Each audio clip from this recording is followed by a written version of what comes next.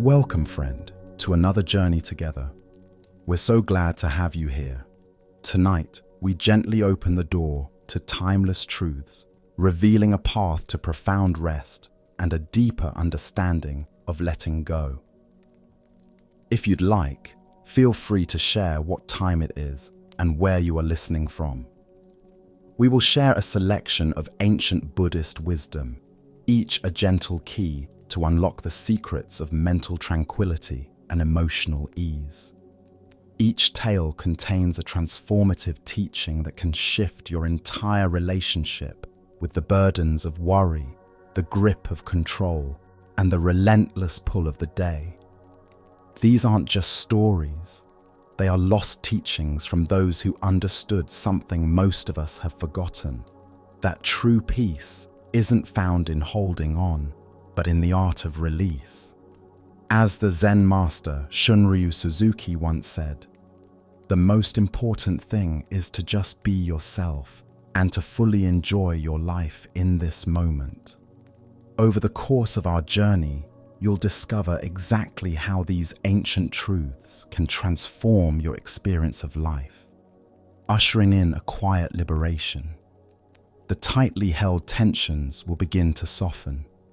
The constant demand for your attention will start to diminish. You'll find yourself naturally settling into a state of deep clarity and unburdened ease. So, gently settle in now. Let your body surrender into whatever supports you. Take one conscious breath with me, and as you exhale, know that you're about to receive teachings that have been waiting to guide you towards ultimate rest. Let us begin with our first teaching about the transformation of generosity. This is the giver should be thankful.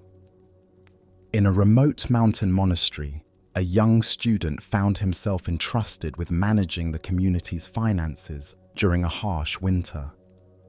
The surrounding villages had been struck by famine, and each day brought desperate families to the monastery gates, their faces gaunt with hunger, their children clinging to empty bowls. The student, moved by their suffering, opened the storehouse generously, distributing rice with a compassionate heart.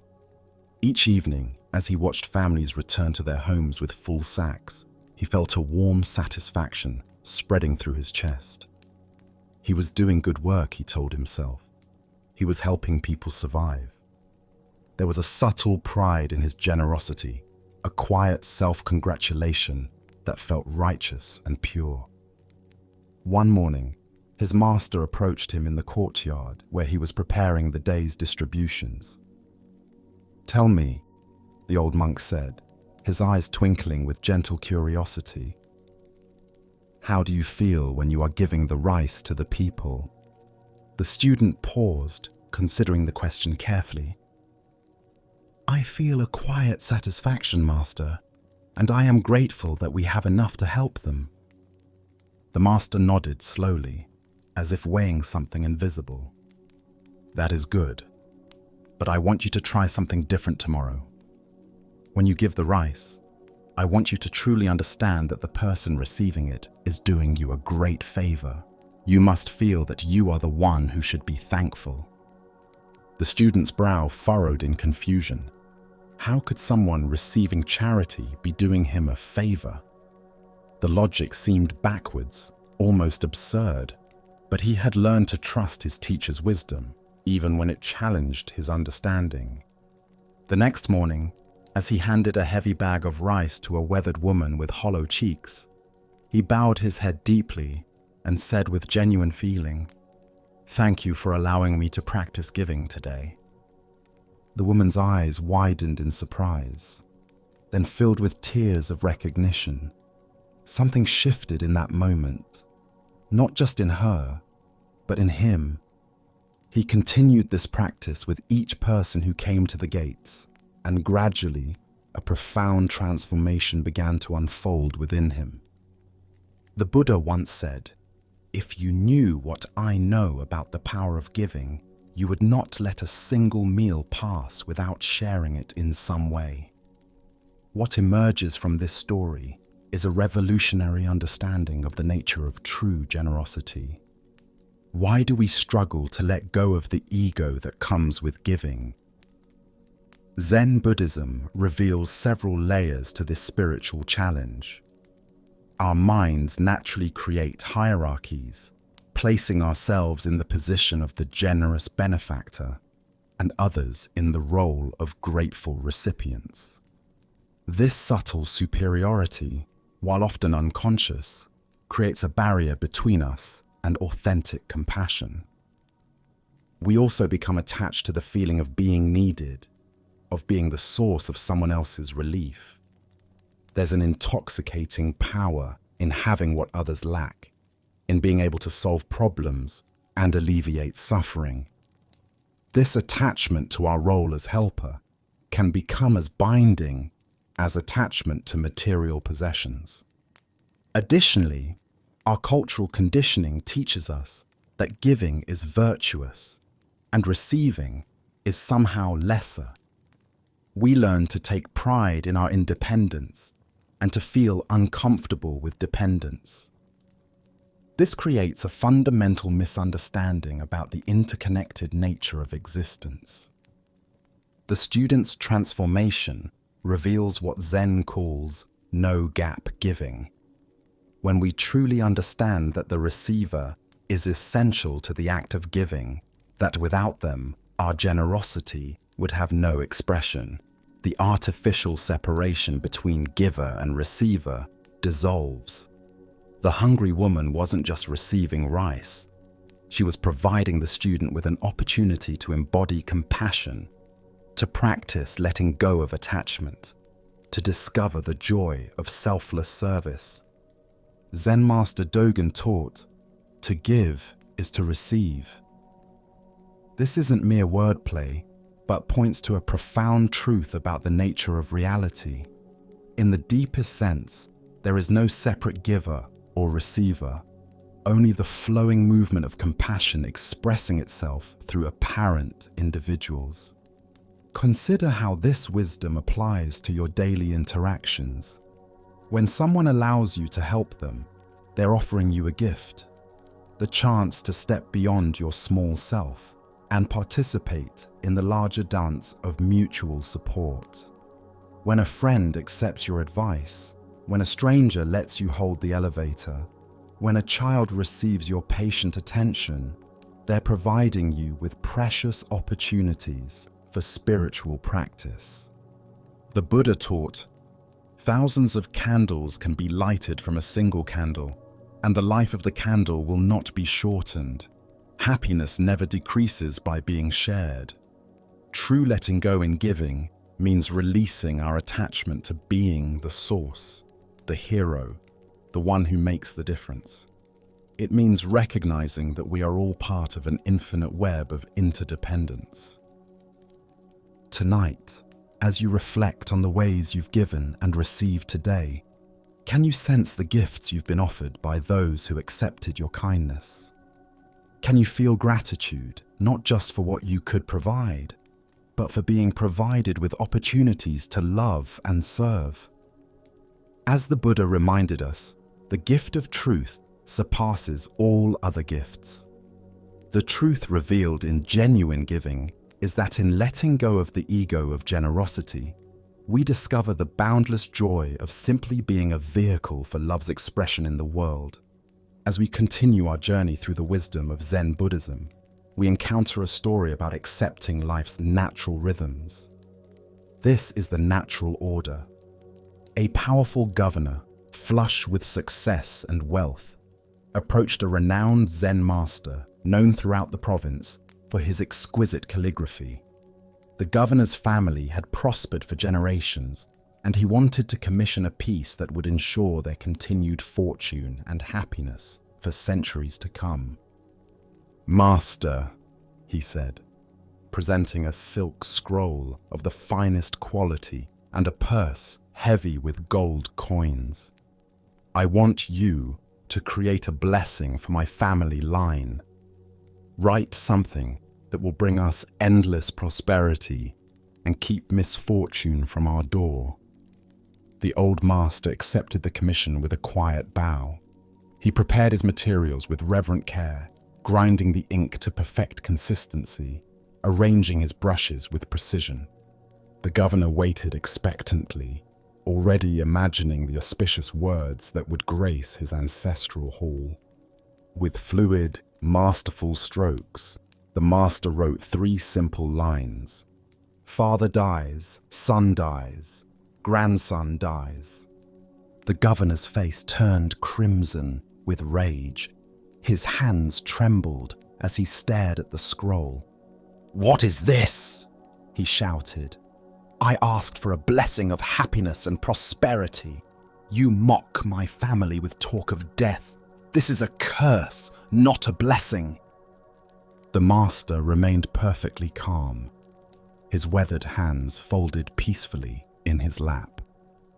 "This is no curse," he replied gently. "This is the greatest blessing I could possibly write for your family." The governor sputtered in disbelief. "How can writing about death be a blessing? Are you mad?" The master's eyes held infinite compassion as he explained. "Consider what would happen if your son were to die before you. The grief would be unbearable, unnatural, devastating beyond measure.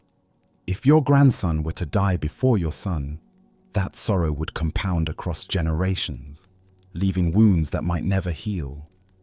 He paused, letting the words sink in before continuing. "For a family to have its members pass on in this natural order, with each generation living their full span before the next departs, this is the truest form of prosperity. I have written your family a blessing of natural, timely passage, free from the tragedy of reversed order." The governor stared at the scroll, his anger slowly dissolving like morning mist. He had been clinging to an impossible dream of defying nature itself, of somehow transcending the fundamental rhythms of existence. Buddha's wisdom reminds us, everything is impermanent. Work out your salvation with diligence. The deeper teaching here shows us that true peace comes not from avoiding life's natural cycles, but from embracing them with wisdom and grace. Why do we resist the natural order so fiercely? Zen Buddhism illuminates several patterns in our relationship with impermanence. We develop what might be called immortality fantasies, unconscious beliefs that we and our loved ones should somehow be exempt from the universal law of change. This denial creates enormous suffering because it sets us in opposition to reality itself. We also cling to what we might call permanence projects, attempting to create lasting monuments to ourselves and our families. While there's nothing wrong with building and creating, when these efforts stem from a desperate need to avoid mortality, they become sources of anxiety rather than joy. Additionally, our culture often treats death as failure rather than fulfillment. We speak of losing someone to death, as if their natural completion of life's journey were somehow a defeat. This language reveals our fundamental misunderstanding of what it means to live fully within the natural order. The governor's transformation reveals what Zen calls flow consciousness, the recognition that resisting life's natural rhythms creates turbulence while accepting them brings peace. Just as a river flows smoothly when it follows its natural course but becomes chaotic when dammed or diverted, our lives find their greatest harmony when we align with, rather than oppose, the deeper patterns of existence. Zen teacher Suzuki Roshi said, "Each of you is perfect the way you are, and you can use a little improvement." This seemingly paradoxical statement points to the balance between accepting what is while remaining open to growth and change. We are perfect within the natural order, even as that order includes constant transformation. Consider how this wisdom applies to your relationship with aging, loss, and change. Instead of viewing these as enemies to be defeated, can you see them as part of life's natural artistry? The wrinkles that appear on your face tell the story of countless smiles and expressions of care. The changes in your body reflect a lifetime of movement and experience. The loss of loved ones, while painful, completes the circle of their unique contribution to the world. This doesn't mean becoming passive or fatalistic. Rather, it means distinguishing between what can be influenced and what must be accepted. We can work for health and happiness while remaining at peace with the ultimate trajectory of all life toward completion. The Buddha taught, better than 1,000 hollow words is one word that brings peace. The word that brings peace in the face of impermanence is yes. Yes to the natural order. Yes to the cycles of beginning and ending. Yes to the profound beauty of lives fully lived within their proper seasons. Tonight, as you consider the natural rhythms of your own life, can you find gratitude for the privilege of participating in this ancient dance of birth, growth, flowering, and completion? Can you sense the blessing inherent in being part of something larger than your individual story? As the Buddha taught, the trouble is, you think you have time. By accepting the natural order with grace, we discover that every moment becomes precious, every relationship sacred, every day a gift to be fully received and completely offered. Let us now turn to a tale about the dangers of spiritual attachment. This is the cold heart. For 20 years, a wealthy and devout old woman had supported a monk in his spiritual practice. She had provided him with a comfortable hut deep in the forest, brought him daily meals of simple but nourishing food, and supplied him with warm robes for the harsh winters. She asked for nothing in return, except that he dedicate himself completely to his meditation and spiritual development. As the years passed, she occasionally wondered about his progress. Was he growing in wisdom and compassion? Had her generous support helped him advance along the path to enlightenment? She was patient and respectful, never disturbing his practice with questions, but her curiosity about his spiritual state continued to grow. One day, she decided to test his development. She approached a young woman from the village, known for her beauty and charm, and made an unusual request. I need you to help me understand something about the monk I've been supporting. Go to his hut and embrace him suddenly. Then ask him, what now? What do you feel in this moment? Pay careful attention to his response and return to tell me exactly what he said. The young woman agreed, though she was puzzled by the strange request. She made her way through the forest to the monk's secluded hut. Finding him deep in meditation, his eyes closed and his posture perfectly still, she suddenly threw her arms around him and whispered urgently, "What now? What do you feel in this moment?" The monk didn't flinch or show any sign of disturbance. Without opening his eyes, he replied in a detached, almost mechanical voice, "An old tree on a cold rock in winter. Nowhere is there any warmth." The young woman released him and returned to report his exact words to the old woman. Upon hearing the monk's response, the benefactor's face darkened with disappointment and anger. "To think I have supported this man for 20 years, she cried. He showed no understanding, no compassion for a human being in front of him. He saw only a temptation to be resisted and responded with cold detachment to demonstrate his spiritual purity. This is not wisdom, this is spiritual vanity." Without hesitation, she went to the monk's hut and set it on fire, ending her support immediately. As the Buddha observed, the middle way avoids the extremes of sensual indulgence and self-mortification. This ancient wisdom illuminates the profound spiritual trap the monk had fallen into: attachment to his own emptiness. What emerges from this story is a crucial understanding about the nature of authentic spiritual development. The monk had successfully cultivated detachment from worldly desires, but he had become attached to his identity as someone who was detached. He had traded one form of clinging for another, perhaps more subtle, but equally binding. Why do we fall into this trap of spiritual materialism? Zen Buddhism reveals that the ego is remarkably cunning in its strategies for survival. When we begin to see through material attachments, the ego doesn't simply disappear.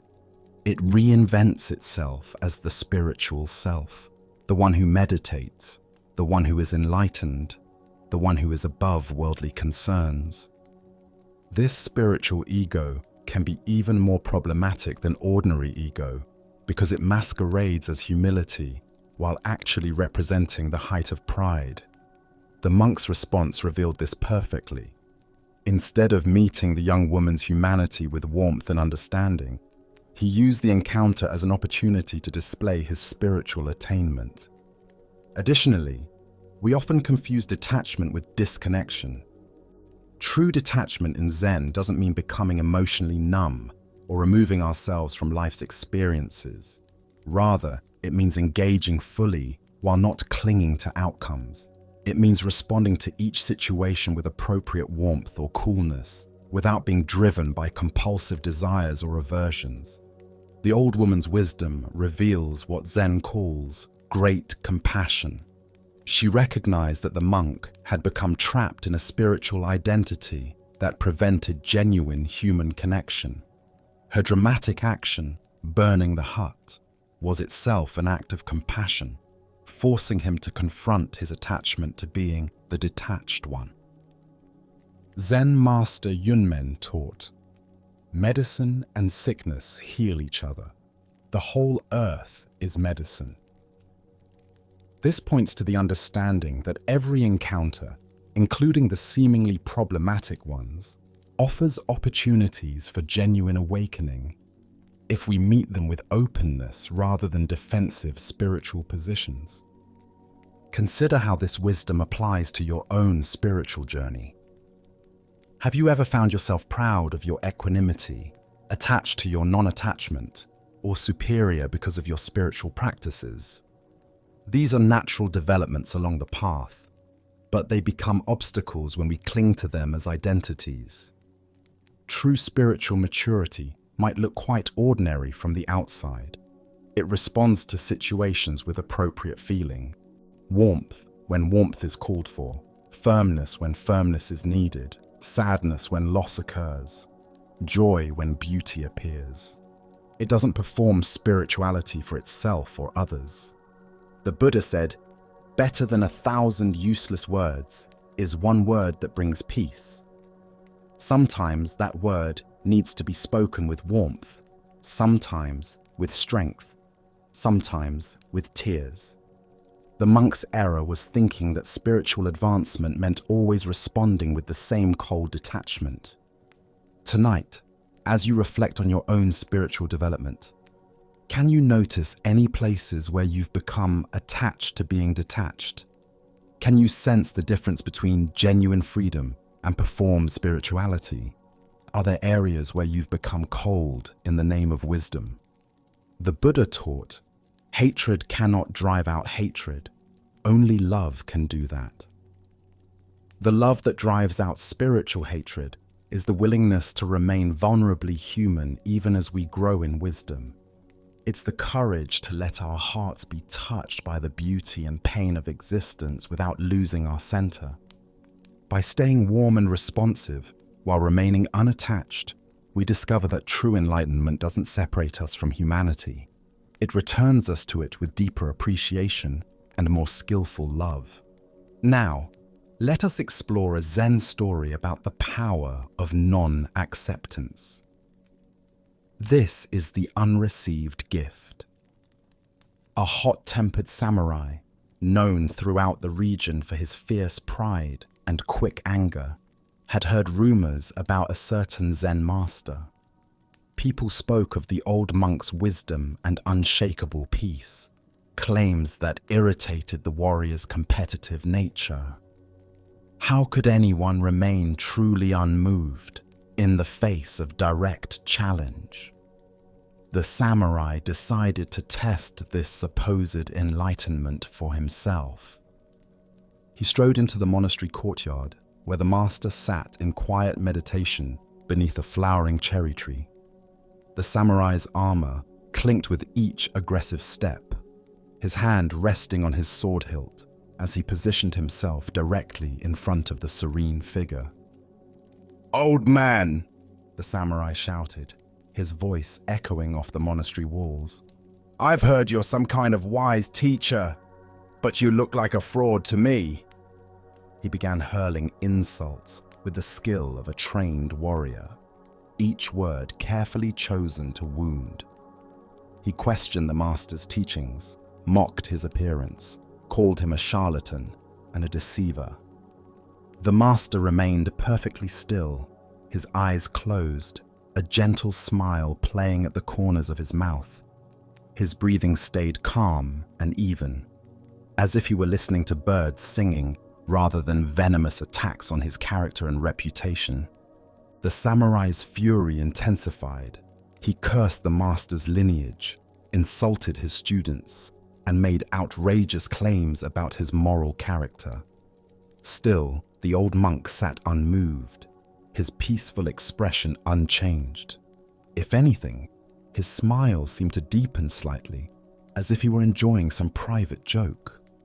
Finally, the samurai ran out of insults and energy.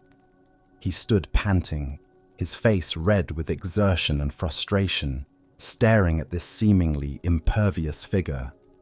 His entire arsenal of verbal weapons had been launched, and yet his target remained completely undisturbed. "How is this possible?" the samurai demanded, genuinely bewildered. "How can you sit there so calmly while I assault your honor? Do my words not sting you? Do you have no pride to defend? Are you even human?" The master slowly opened his eyes and looked at the warrior with infinite kindness. When he spoke, his voice was soft and gentle, without a trace of anger or defensiveness. "Tell me something," he said peacefully. "If someone offers you a gift and you choose not to accept it, to whom does the gift belong?" The samurai considered this question, his warrior's mind automatically analyzing the logic. "It belongs to the one who offered it," he replied, still breathing heavily from his emotional exertion. "Exactly so," said the master, his smile broadening with genuine warmth.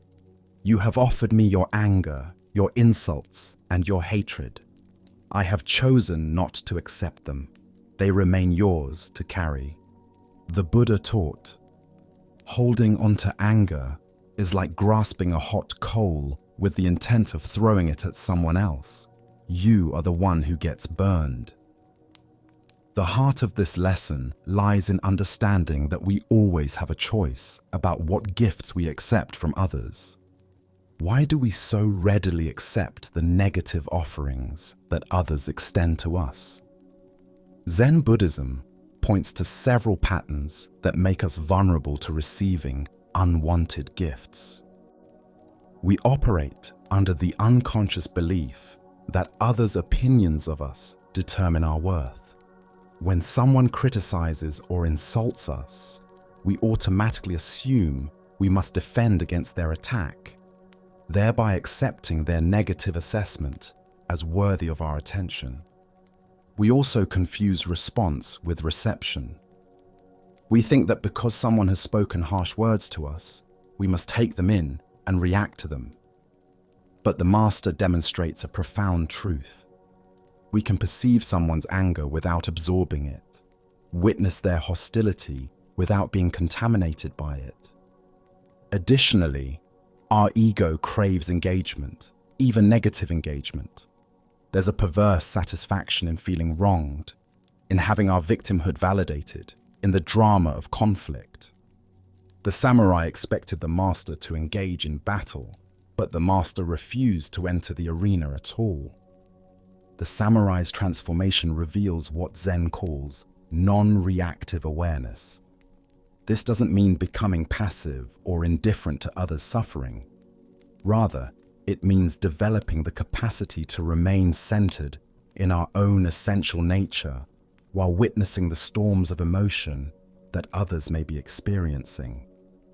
When someone offers us the gift of their anger, we can observe it with compassion without making it our own. We can recognize that their emotional state reflects their inner condition, not an objective truth about us. Their anger is information about their pain, not a command for us to suffer. Zen Master Thich Nhat Hanh taught, when another person makes you suffer, it is because he suffers deeply within himself, and his suffering is spilling over. This understanding allows us to meet others' negativity with compassion rather than defensiveness, wisdom rather than reactivity. Consider how this teaching applies to your daily interactions. When someone cuts you off in traffic, their impatience is a gift you don't have to accept. When a colleague speaks harshly to you, their stress is an offering you can decline. When family members project their frustrations onto you, their emotional turmoil is a package you can refuse to sign for. This doesn't mean becoming cold or uncaring. We can respond to others' pain with kindness while not absorbing their emotional chaos. We can offer support without taking on their suffering as our own. We can remain open-hearted while maintaining healthy boundaries. The Buddha said, "Peace comes from within. Do not seek it without." The peace the master demonstrated wasn't dependent on the samurai's behavior or approval. It arose from his deep understanding that his essential nature couldn't be disturbed by external circumstances, no matter how aggressive or persistent. Tonight, as you reflect on the various gifts that were offered to you today, both positive and negative, can you notice which ones you automatically accepted and which ones you might have politely declined? Can you feel the difference between responding from your center and reacting from your wounds? As the Buddha reminded us, no one can hurt you without your permission. By learning to discern between the gifts worth accepting and those better left with their givers, we discover an unshakable peace that no external circumstance can disturb. Let us now turn to a story about the heaviest attachments of all. This is the weight of a diamond. A successful merchant, proud of both his wealth and his spiritual progress, arrived at a mountain monastery with great fanfare. He had traveled far to meet a renowned Zen master, confident that his dedication to both worldly success and spiritual practice made him an exemplary student. "Master," he announced with satisfaction, settling his silk robes as he bowed, "I have achieved great freedom from attachment. My mansions mean nothing to me, they are merely shelter. My fine clothing is just fabric to cover the body. My gold and silver are simply tools for commerce. I am truly liberated from the bonds that trap ordinary people." The master listened with patient attention, observing not just the merchant's words, but his manner, his posture, the subtle ways he displayed his wealth, even while claiming indifference to it. When the merchant finished his proud declaration, the master's eyes fell upon a small, worn leather pouch hanging from the man's belt. "I see," the master said quietly. "And what is in that pouch you carry?"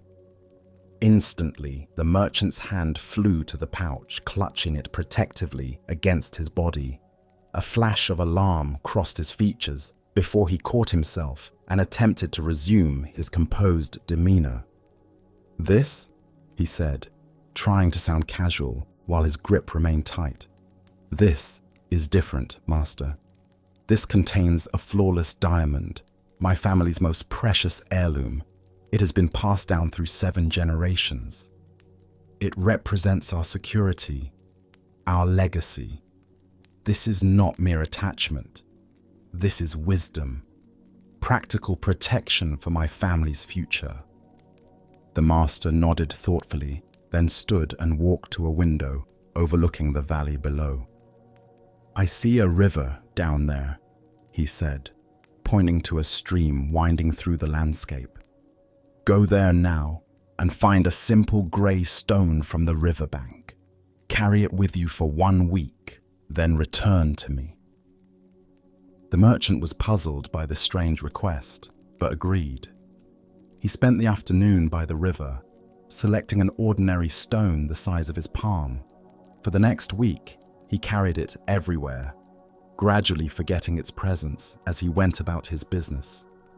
The stone had no value, so he felt no anxiety about losing it, no need to guard it or worry about its safety. When he returned to the monastery, the master asked, "How did you find carrying the stone?" "It was nothing, Master," the merchant replied. "I barely noticed it after the first day." "Good," the master said with a slight smile. "Now throw the stone into the river." Without hesitation, the merchant walked to the riverbank and tossed the stone into the flowing water. It disappeared with a small splash, and he felt absolutely nothing. No loss, no regret, no second thoughts. "How do you feel now?" asked the master. "Nothing at all," the merchant answered honestly. "It was just a stone." The master looked at him with penetrating kindness. "Now," he said simply, "go and do the same with your diamond." The merchant's face went pale. His hand immediately moved to protect the pouch. "Master, surely you don't mean this is completely different.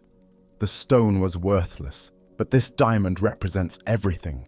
My family's security, our honor, our future. Without it, we would be..." He trailed off, unable to finish the sentence. Buddha's wisdom reminds us, attachment is the root of suffering. This tale unveils the profound difference between true freedom and the illusion of non-attachment that keeps us bound to our deepest fears. Why do we cling most tightly to our ultimate securities? Zen Buddhism reveals that we often release small attachments while strengthening our grip on the fundamental ones. We may let go of minor preferences and desires while unconsciously deepening our dependence on what we consider essential for survival or identity. The merchant's diamond represents what we might call core attachments, those possessions, relationships, beliefs, or identities that we feel define us or ensure our safety. These might be our reputation, our savings account, our family's approval, our professional status, or our physical health. We can appear quite detached from many things while remaining enslaved to these few crucial anchors. We also engage in what Zen calls spiritual bypassing, using spiritual concepts to avoid confronting our deepest attachments. The merchant convinced himself that his attachment to the diamond was wisdom rather than fear, practical rather than emotional. This kind of rationalization allows us to maintain our bonds while feeling spiritually advanced. Additionally, our core attachments often carry generational weight, family history, and cultural significance that make them feel sacred rather than personal. The merchant's diamond wasn't just valuable. It represented 7 generations of family legacy. These layers of meaning make it feel almost treasonous to consider letting go. The master's wisdom reveals what Zen calls radical freedom, the willingness to be secure in nothing external, to find our center in the spaciousness of letting go, rather than in the accumulation of safeguards. This doesn't necessarily mean literally giving away everything we own, but rather holding everything lightly, ready to release it if circumstances require. Zen teacher Alan Watts observed, "The only way to make sense out of change is to plunge into it, move with it, and join the dance." Our diamonds represent our attempts to stop dancing, to find solid ground in an inherently fluid existence. But true security comes from learning to dance with uncertainty rather than trying to escape it. Consider what serves as your diamond. What possession, relationship, achievement, or identity would you find nearly impossible to release? What do you clutch when life feels uncertain? These core attachments reveal where your deepest work lies, where your freedom is most constrained. This doesn't mean we should carelessly abandon everything important to us. Rather, it invites us to examine whether we own our diamonds or they own us. Can we enjoy security while not being enslaved by the need for security? Can we appreciate what we have while holding it with an open palm? The Buddha taught, "You only lose what you cling to." The merchant's tragedy wasn't that he owned a valuable diamond, but that the diamond owned him. His freedom was measured by the weight of what he couldn't release, his security undermined by his very need for security. Tonight, as you consider what serves as your family diamond, can you feel the weight of carrying it? Can you imagine the lightness of holding your most precious securities with the same ease as carrying a simple stone? What would it feel like to be free even from your freedom? As the Buddha reminded us, health is the greatest gift, contentment the greatest wealth, faithfulness the best relationship. True contentment comes not from securing the perfect diamond, but from discovering that our essential nature needs no external protection. In this recognition, we find the only security that can never be lost, the peace of letting go completely. Our next story reveals the subtle poison of habitual negativity and the freedom found in contentment. This is the lesson of the monastery and the monk who never stopped complaining. In a remote mountain monastery known for its strict discipline and profound silence, a community of monks devoted themselves to deep spiritual practice. The monastery followed an ancient vow of silence, understanding that constant talking often distracts the mind from inner contemplation and genuine insight. For years at a time, the monks would practice in complete quiet, finding peace in the absence of unnecessary words. However, this particular monastery had one unusual tradition. Every 10 years, each monk was permitted to speak exactly 2 words to the head monk.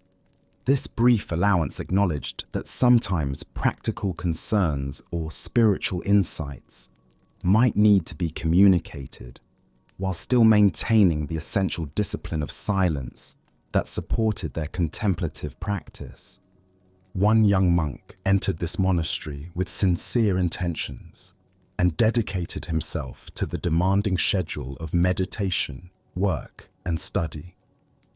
But from the very beginning, he struggled with dissatisfaction. The simple accommodations felt uncomfortable, the plain food seemed inadequate, and the rigorous schedule challenged his preferences at every turn. After his first 10 years of practice, he went to the head monk for his permitted communication. The elder looked at him with kind, expectant eyes, ready to hear whatever wisdom or insight the decade of silent practice might have produced.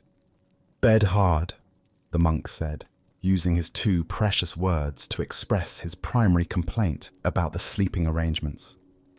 "I see," the head monk replied gently, making note of the comment, but offering no judgment or solution. The monk returned to his silent practice, but his dissatisfaction only seemed to deepen over the next decade. Instead of using the years to cultivate acceptance and inner peace, he spent his time dwelling on various discomforts and inadequacies he perceived in the monastery's provisions. His meditation became increasingly agitated as his mind rehearsed complaints he couldn't voice. When his second opportunity to speak arrived after another 10 years, he again approached the head monk. The elder greeted him with the same patient attention, curious to see how 2 more decades of practice might have influenced the monk's perspective. "Food stinks," the monk declared, using his allocated words to express his ongoing dissatisfaction with the simple vegetarian meals provided by the community. "I see," the head monk responded with unchanged equanimity, observing this second expression of complaint without surprise or criticism. Another 10 years passed, during which the monk's internal negativity continued to grow. Instead of finding freedom through spiritual practice, he had used 3 decades to perfect the art of mental complaining. His silent years were filled not with peace and insight, but with constant internal criticism of his circumstances. When his third opportunity for speech arrived, the monk appeared before the head monk with obvious agitation. 3 decades of accumulated dissatisfaction had finally reached its breaking point. "I quit," he announced emphatically, using his 2 words to express his ultimate decision to abandon the path he had never truly embraced. The head monk looked at him with a mixture of sadness and understanding. "Well, I can see why," he replied compassionately. "All you've ever done is complain." The Buddha taught, "We are what we think. All that we are arises with our thoughts. With our thoughts, we make the world." This teaching reveals how the monk's 30 years of practice had actually reinforced the very patterns that caused his suffering rather than dissolving them. Why do we sometimes use spiritual practice to perfect our dissatisfaction rather than transcend it? Zen Buddhism points to our tendency to bring our habitual mental patterns into any environment, then blame external circumstances for our internal states. The monk never truly engaged with the practice. He simply endured it while maintaining his resistance. The monastery's conditions weren't the source of the monk's suffering. His attitude toward those conditions was. Countless other monks had found peace, insight, and profound contentment in the exact same circumstances. The difference lay not in what they experienced, but in how they related to their experience.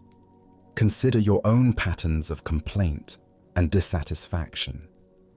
How much of your mental energy goes toward rehearsing grievances about circumstances you cannot change?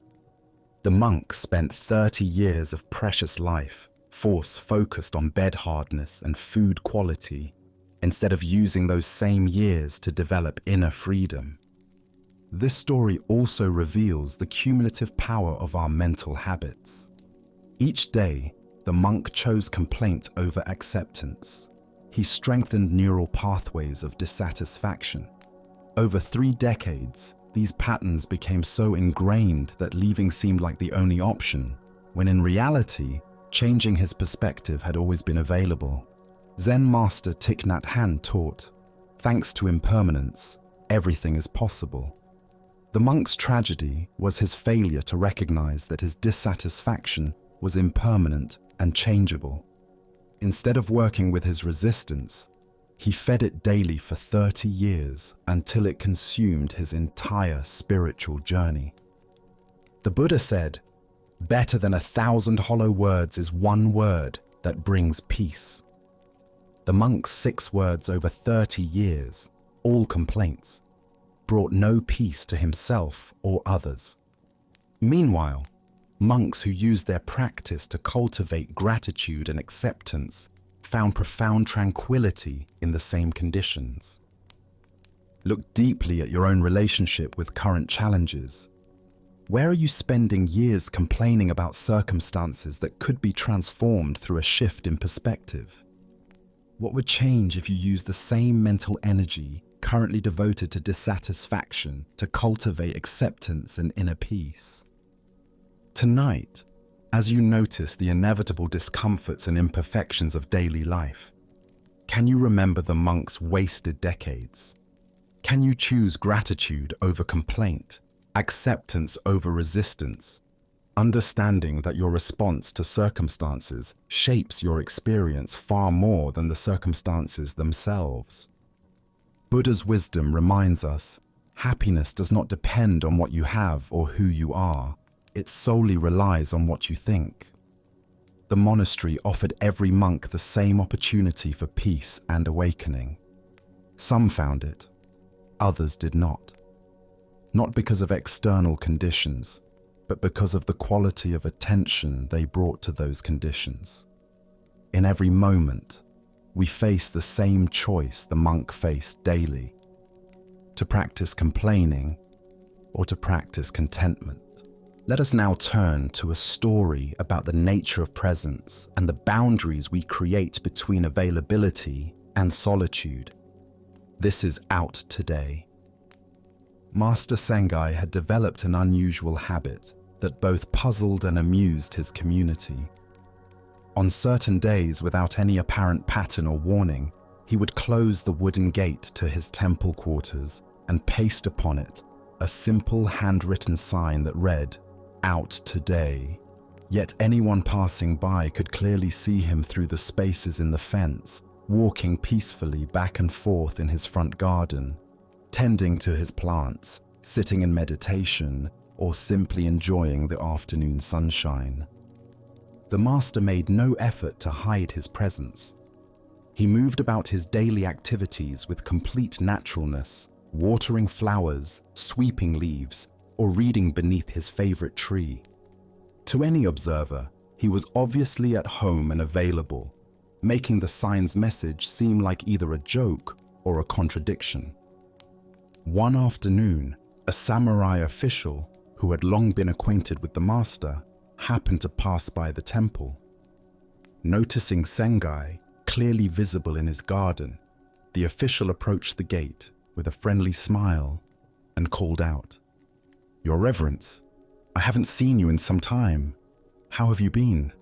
I was hoping we might have a conversation." Master Sengai looked up from the chrysanthemums he was arranging and simply pointed to the sign posted prominently on his gate. "Please read what it says," he replied matter-of-factly. The samurai, increasingly confused, gestured toward the master with obvious bewilderment. "But Your Reverence, you're clearly here, aren't you? I can see you right there in front of me. You must just be kidding around." Sengai dismissed him with a gentle wave of his hand, his expression remaining perfectly serious. "That sign says I'm out. It's as true as anything can be." And with that declaration, he turned his attention back to his flowers, refusing any further conversation. The samurai stood at the gate for several more minutes, watching the master continue his gardening, trying to comprehend this strange interaction. Finally, shaking his head in confusion, he departed, leaving Master Sengai to his peculiar form of absence. As the Buddha understood, peace comes from within. Do not seek it without. This teaching relates profoundly to our modern struggle with the boundaries between availability and inner sanctuary, between social obligation and spiritual necessity. Why do we find it so difficult to establish clear boundaries around our inner availability, even when we are physically present? This story unveils our complex relationship with accessibility and the guilt we often feel about not being constantly available to others' needs and expectations. In our hyper-connected world, the pressure to be perpetually accessible has become overwhelming. Our phones buzz with constant demands for attention. Our email inboxes fill with urgent requests. Social media creates an expectation of immediate response and continuous engagement. We have lost the ancient wisdom of knowing when to be present and when to be out, regardless of our physical location. Master Sengai understood something profound about the nature of true availability. Being physically present doesn't automatically mean being internally available for meaningful interaction. Sometimes we need to be out from social engagement in order to be fully in with our inner work, our spiritual practice, or simply the restoration of our authentic self.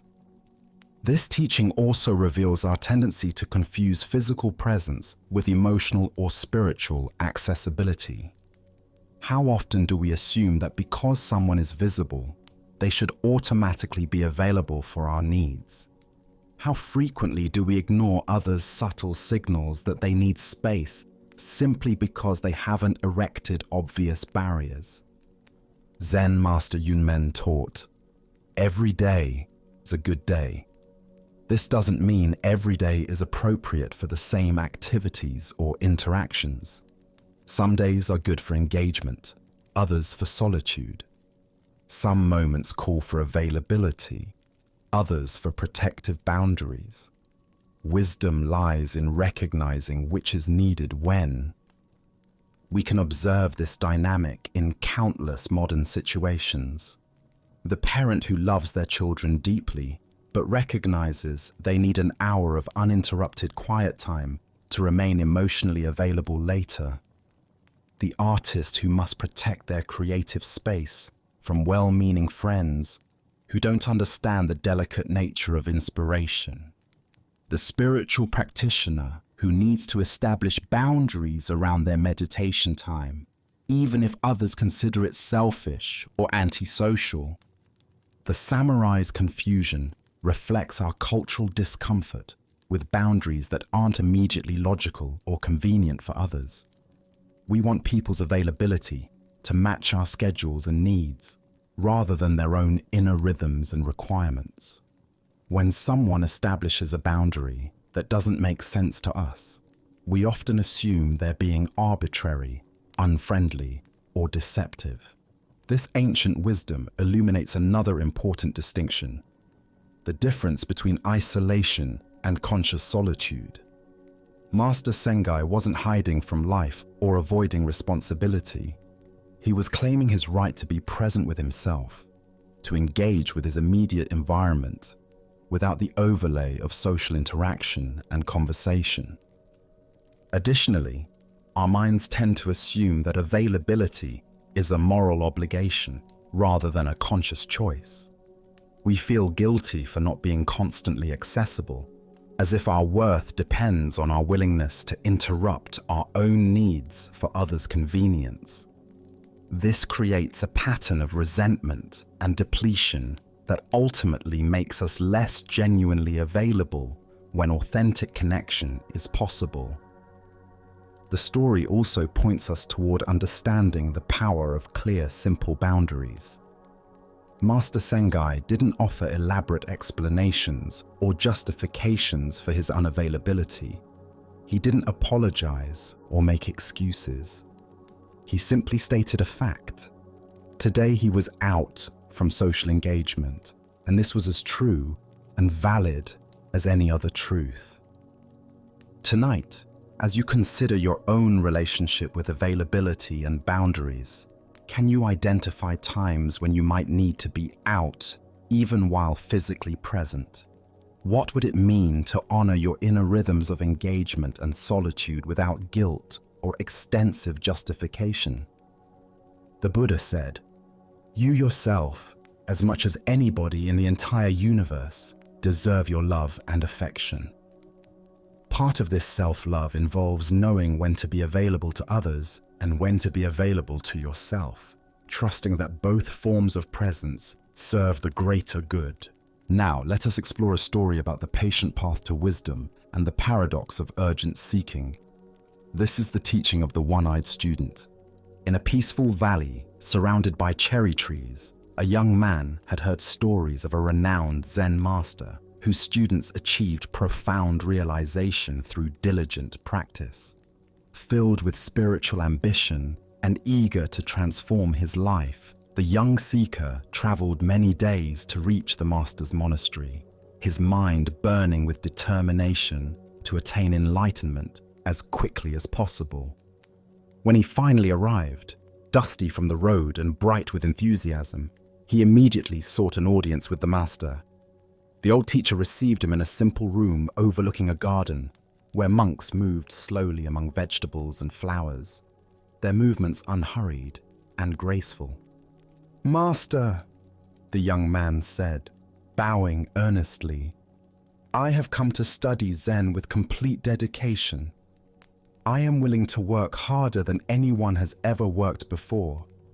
Tell me, if I apply myself with absolute diligence and unwavering effort, how long will it take for me to find Zen?"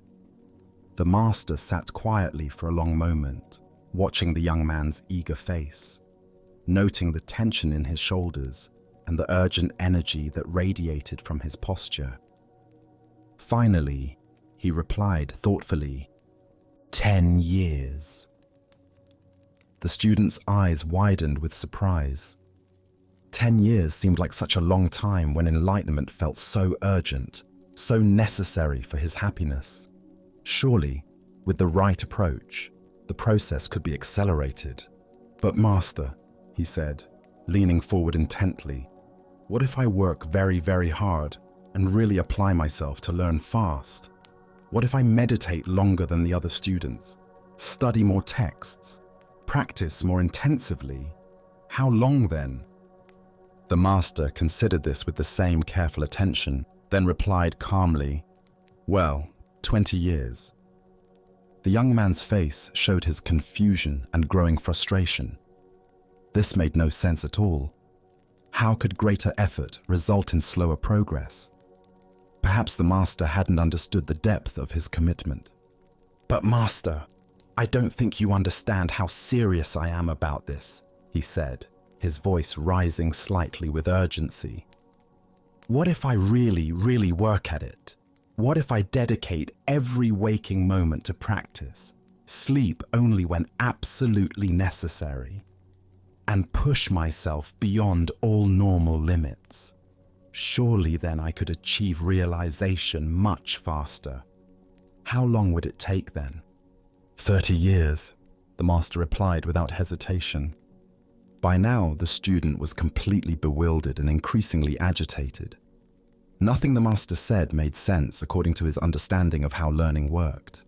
In every other area of life, music, martial arts, scholarship, harder work produced faster results. Why should spiritual practice be different? "Master, I do not understand," he said, no longer able to hide his disappointment and confusion. "Each time that I say I will work harder, you say it will take me longer. This seems completely backwards. Why do you say that?" The master's expression became gentle and compassionate, like a father explaining something important to a beloved child who was old enough to understand.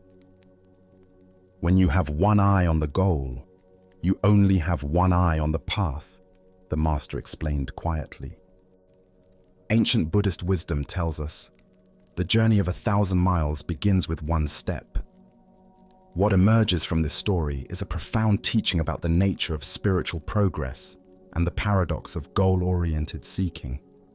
Why does intense goal fixation actually slow our spiritual development? Zen Buddhism reveals several ways that excessive focus on attainment creates obstacles to realization. First is the problem of divided attention. When part of our consciousness is constantly measuring progress toward an imagined destination, we cannot fully inhabit the present moment practices that actually cultivate awakening. Consider learning to play a musical instrument. If you spend half your practice time obsessing about when you'll be good enough to perform publicly, that energy isn't available for the careful attention to finger placement, rhythm, and tone that develops skill. The music emerges through complete absorption in the present moment relationship between musician and instrument, not through anxious projection toward future competence. Second is what Zen calls gaining mind, the subtle grasping, that turns spiritual practice into a transaction.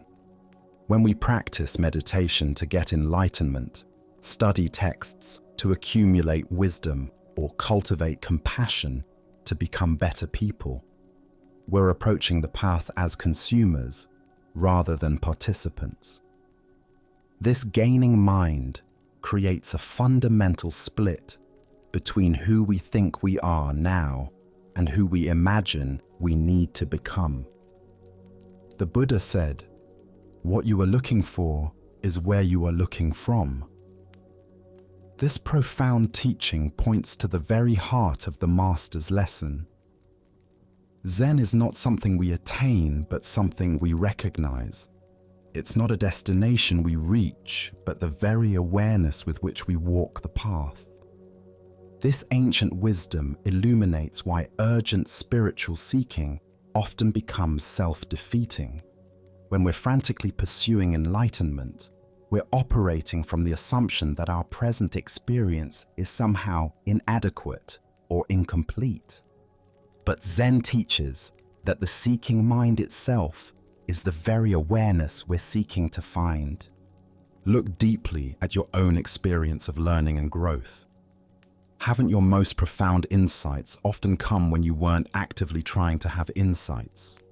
Perhaps while walking in nature, washing dishes, or simply sitting quietly without agenda. These moments of natural awareness reveal what the Master was pointing toward. That wisdom emerges when we stop dividing our attention between here and there, now and then. Zen Master Huang Po taught, "Your everyday mind, that is the way." This teaching invites us to examine our relationship to spiritual practice itself. Are we practicing to become someone different, or are we practicing to recognize who we already are? Are we walking the path to get somewhere else, or are we discovering that the path itself is the destination? The student's error wasn't his desire for realization, but his assumption that it existed somewhere other than in his present moment experience. Each time he proposed working harder, he was actually moving further from the natural awareness that practice reveals. Like trying to catch your own shadow by running faster, the more urgently you chase it, the more it seems to flee. In Zen practice, we cultivate what's called just sitting. Meditation without gaining mind, without agenda, without dividing attention between practice and goal. This doesn't mean we become passive or lose our dedication. Instead, we bring wholehearted attention to each moment of practice, allowing insights to emerge naturally rather than forcing them through willful effort. Consider how this teaching might apply to other areas of your life. Perhaps in relationships, where trying too hard to be loved often pushes others away, or in creative work, where forcing inspiration typically produces stilted results, while relaxed attention allows natural creativity to flow. Tonight, as you notice your mind racing toward imagined destinations, the person you want to become, the peace you want to find, the understanding you want to achieve, can you remember the Master's teaching? Can you gently return both eyes to the path, discovering that the journey itself contains everything you thought you were seeking at its end? Buddha spoke of this when he said, "There is no way to happiness. Happiness is the way." By walking the path with undivided attention, we discover that what we thought lay at its end was present in every step. Let us continue on our journey with a tale of a master who discovered profound wisdom through childlike simplicity. This is the story of Great Fool, whose very name became his teaching. Yamamoto Yasuo lived as a prosperous scholar of ancient Japanese literature, respected for his expertise in classical poetry and his passionate devotion to traditional culture. Witnessing what he perceived as the decline of sacred values in his society, he wrote an impassioned book titled The Reality of the Gods, and ended his own life in protest, hoping to awaken others to what was being lost. He left behind substantial wealth and 5 children, 4 sons and 1 daughter, expecting his eldest son to inherit the family fortune and continue the family legacy. But the eldest son possessed a spirit that could not be contained by conventional expectations. The wealth, the social position, the scholarly reputation, none of these held any appeal for him. The young man looked at his inheritance and saw only golden chains that would bind him to a life his soul rejected. Without ceremony or explanation, he gave away everything his father had accumulated, changed his name to Great Fool, and set out to discover what lay beyond material security and social approval. At 22, this self-named fool began wandering in search of a true teacher. He had no money, no connections, no credentials, only a burning desire to understand the deepest truths of existence. After much searching, he found a Zen master who could guide him and threw himself into intensive study and practice. Within a few years of concentrated effort, he achieved the realization that had eluded him in his former life of comfort and learning. But instead of settling into the role of accomplished monk, Great Fool resumed his wandering. For more than 20 years, he traveled throughout the country, calling on various Zen masters to deepen and test his understanding. He sought not fame or position, but the continued polishing of his insight through contact with awakened beings. When he finally returned to his home province, Great Fool established himself in a humble hut. His appearance shocked those who remembered the wealthy young heir. He wore a robe made entirely of patches, survived on simple gruel, and owned only a single bowl which served every conceivable purpose. He used this one vessel for grinding bean paste, cooking his meager meals, and washing his hands and feet. To observers, he appeared to have lost everything of value. Yet Great Fool had discovered something precious that his former wealth could never have purchased. A love of pure genuineness that drew him irresistibly to children. Wherever he went, groups of children would gather around him for games of kickball and hide and seek. His delight in their company was infectious, and they responded to his presence with the natural trust that children reserve for those whose hearts are completely open. One day, during a game of hide and seek, Great Fool found his hiding place and closed his eyes, waiting to be discovered. But children being children, they eventually grew tired of the game and wandered home for dinner, completely forgetting about the monk hidden in their midst. Great Fool remained motionless in his hiding spot until nightfall, when a passerby discovered him and asked what he was doing. "I'm playing hide and seek with the children," Great Fool replied with perfect seriousness. "I'm waiting for someone to find me." The passerby explained that the children had gone home hours ago, but Great Fool showed no embarrassment at being left behind. He accepted this information with the same equanimity he brought to everything else, neither angry at the children for forgetting him, nor ashamed of his apparently foolish commitment to their game. When people asked why he spent so much time with children, Great Fool's answer was always the same. "I love their genuineness, their complete lack of falsehood."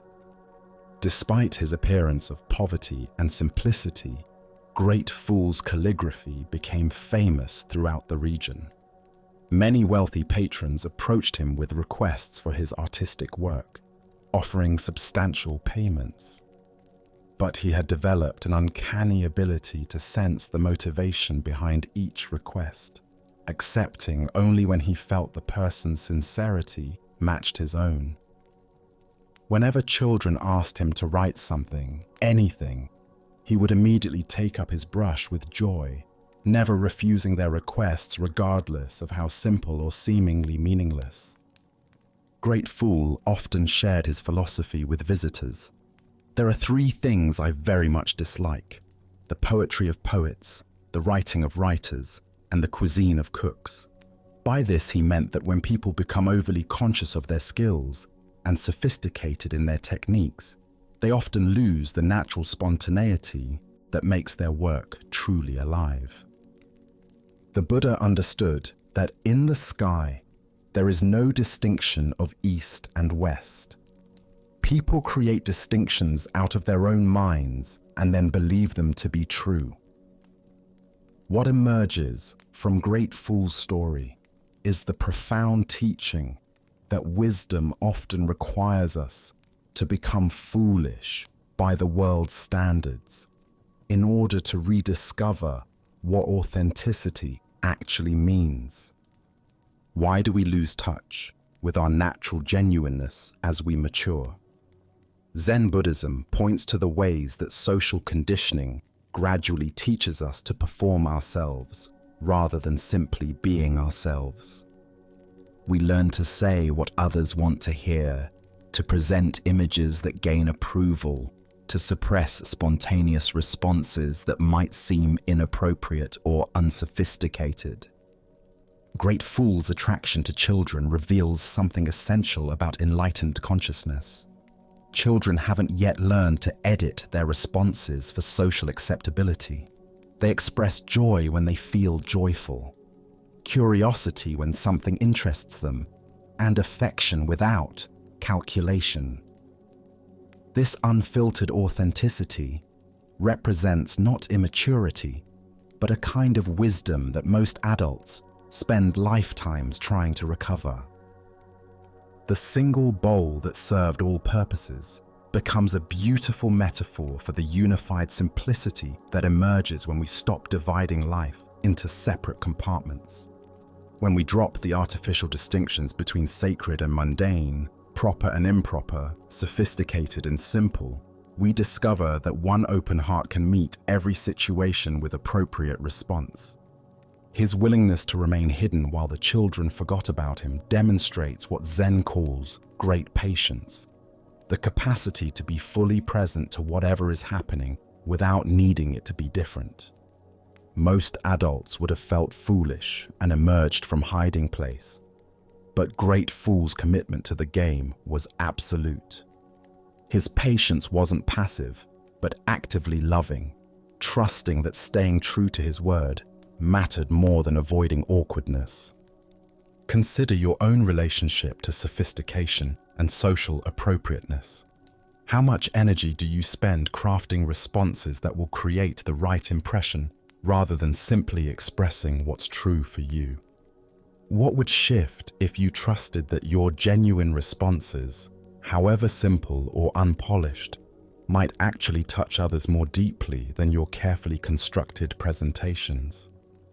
Zen master Ikkyu taught, "That stone Buddha deserves all the bird droppings it gets." This points to the same truth Great Fool embodied, that real spirituality isn't about maintaining a pure, elevated image, but about remaining genuinely present to life as it actually unfolds, messiness and all. Tonight, as you reflect on the day's interactions, can you sense where you were performing yourself versus simply being yourself? Can you feel the difference between responding from calculation and responding from the childlike genuineness that Great Fool never lost? As the Buddha taught, if we could see the miracle of a single flower clearly, our whole life would change. The miracle lies not in complexity, but in the simple, direct encounter with what's actually present. Something children know naturally and adults must learn to remember.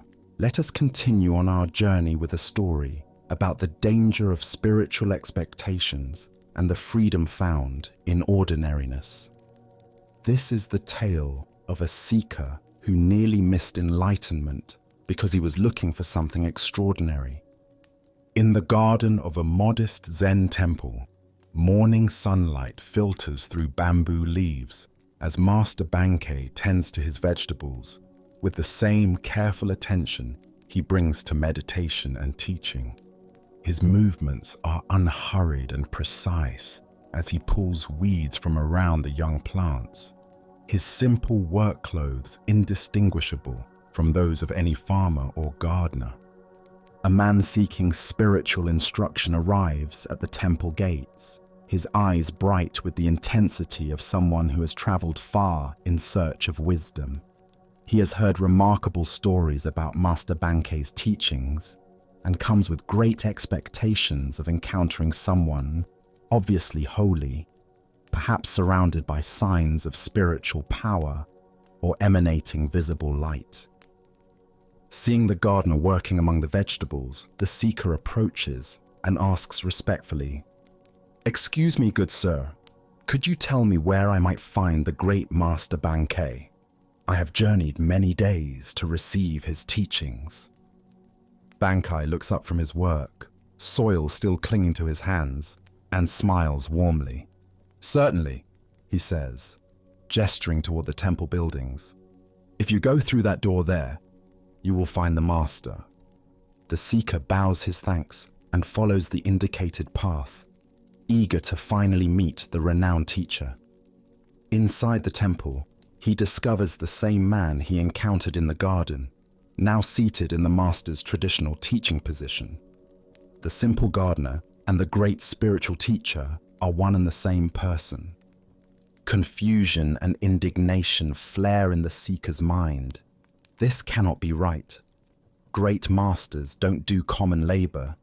Enlightened beings surely transcend mundane activities like weeding gardens. This ordinary-looking person cannot possibly be the extraordinary teacher he has sought. "Are you mocking me?" the seeker demands, his voice tight with offense. "Come down from that seat immediately. This is blasphemy. You show no respect for the true master. How dare you pretend to be someone so revered?"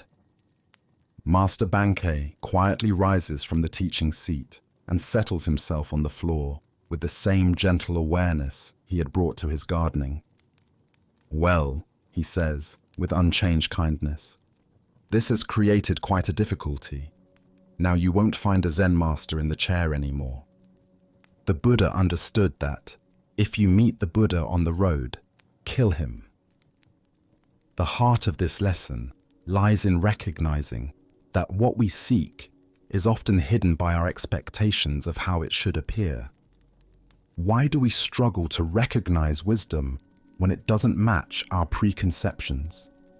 Buddhist psychology explains that our minds create elaborate images of how spiritual advancement should look. We expect enlightened people to be somehow separate from ordinary human experience, elevated above the mundane concerns that occupy our own lives. This spiritual materialism creates a dangerous divide between sacred and secular, special and ordinary, enlightened and unenlightened. We imagine that awakening transforms people into something other than human, rather than revealing the sacred nature of humanity itself. These expectations become barriers that prevent us from recognizing the very wisdom we claim to seek.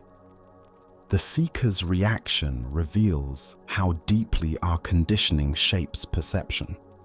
Unable to reconcile his image of a great master with the reality of someone pulling weeds, he chose to reject the evidence of his senses rather than question his assumptions.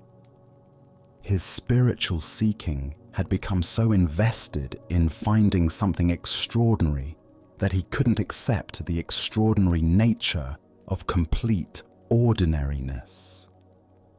Master Bankei's response perfectly demonstrates the difference between being someone and being present. When challenged about his identity, he simply moved from the formal teaching position to sitting on the floor, showing that true authority doesn't depend on external arrangements, but on the quality of awareness brought to each moment. This points to what Zen calls nothing special. The recognition that enlightenment isn't an addition to our basic nature, but a subtraction of the illusions that obscure it. The gardener master wasn't playing roles. He was simply present with whatever activity life required, whether pulling weeds or offering teachings. Consider how often you might miss valuable guidance because it doesn't arrive in the expected package. Perhaps wisdom speaks through your child's innocent observation, your colleague's casual comment, or your own spontaneous insight during mundane activities. How many masters do we overlook because they appear too ordinary to take seriously? The Buddha taught, "Look within. You are the Buddha." This isn't metaphorical flattery, but practical instruction. The awakened nature we seek in others already exists within our own awareness, waiting to be recognized beneath our mental elaborations about what enlightenment should look like. Zen teacher Charlotte Joko Beck reminded her students that spiritual practice isn't about becoming someone special, but about being willing to be completely ordinary. We are not trying to have special experiences, she taught, but to realize the specialness of all experience when met with clear awareness. The greatest spiritual trap may be the belief that awakening will make us different from who we fundamentally are. This creates endless seeking for transformation rather than recognition of what's already present. True spirituality often looks remarkably like wholehearted engagement with ordinary life. Master Bankei's gardening wasn't separate from his spiritual realization, but an expression of it. Pulling weeds with complete attention is no less sacred than sitting in meditation. Teaching profound truths is no more enlightened than tending vegetables with care and presence. Tonight, as you notice your expectations about how wisdom should appear, can you remain open to recognizing it in unexpected forms? Perhaps the guidance you're seeking is already present in the most ordinary moments of your life, waiting only for the humility to receive it, without requirements about how it should look. As the Buddha said, 3 things cannot be long hidden: the sun, the moon, and the truth. Sometimes the truth hides in plain sight, disguised as nothing special at all. Let us now turn to a story about generosity in the face of poverty and the profound recognition of what truly cannot be stolen.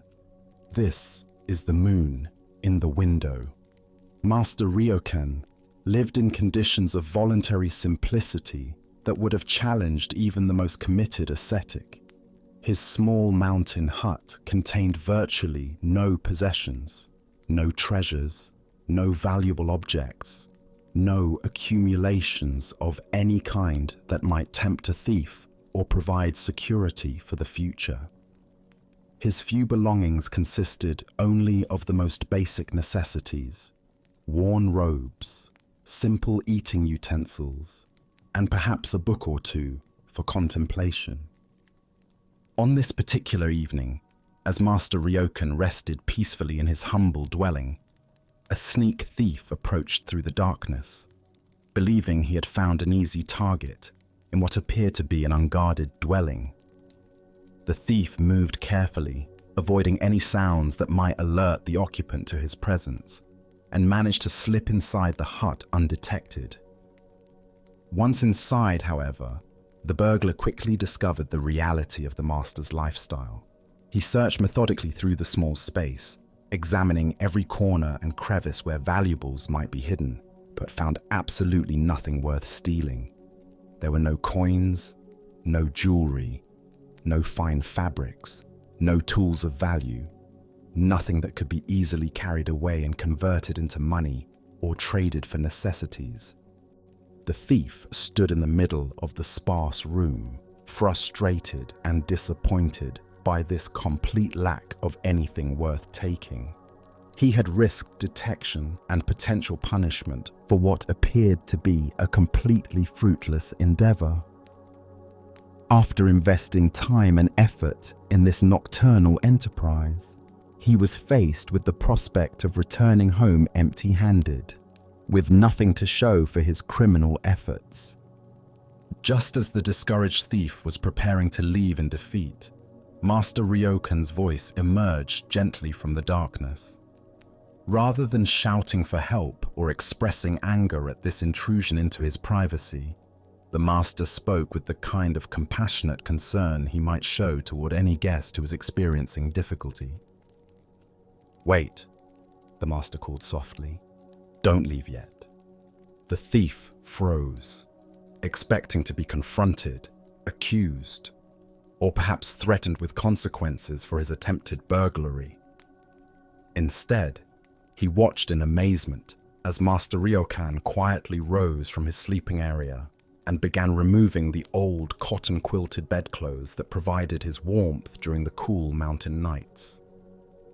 Without a word of reproach or any indication that he considered this intrusion a violation, the master folded his bedding carefully and offered it to the bewildered thief. "Here," he said simply. "Take this. You've come all this way and deserve something for your trouble." The thief accepted the unexpected gift in stunned silence, unsure how to respond to such extraordinary generosity from someone he had intended to rob. This was unlike any encounter with a victim he had ever experienced. The master's kindness left him speechless and somehow ashamed of his original intentions. As the confused burglar departed with the master's bedding, Master Ryokan stood in his doorway and noticed that the moon had risen over the eastern mountains, casting its serene light across the landscape. The beauty of this sight inspired him to compose a traditional waka poem that captured both his physical situation and his spiritual understanding. Left untouched by the thief in his haste, the moon in the window. Buddha spoke of this when he said, "Thousands of candles can be lighted from a single candle, and the life of the candle will not be shortened. Happiness never decreases by being shared." This tale unveils a teaching about the difference between material wealth and true abundance, and the recognition that our deepest treasures cannot be taken by any external force.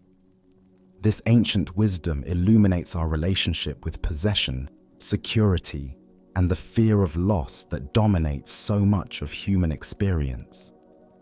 Master Ryokan's response to the thief reveals someone who understood that genuine wealth consists not in what we accumulate, but in our capacity for generosity, compassion, and appreciation of beauty that requires no ownership. The master's immediate impulse to give something to the disappointed thief demonstrates a revolutionary understanding of abundance.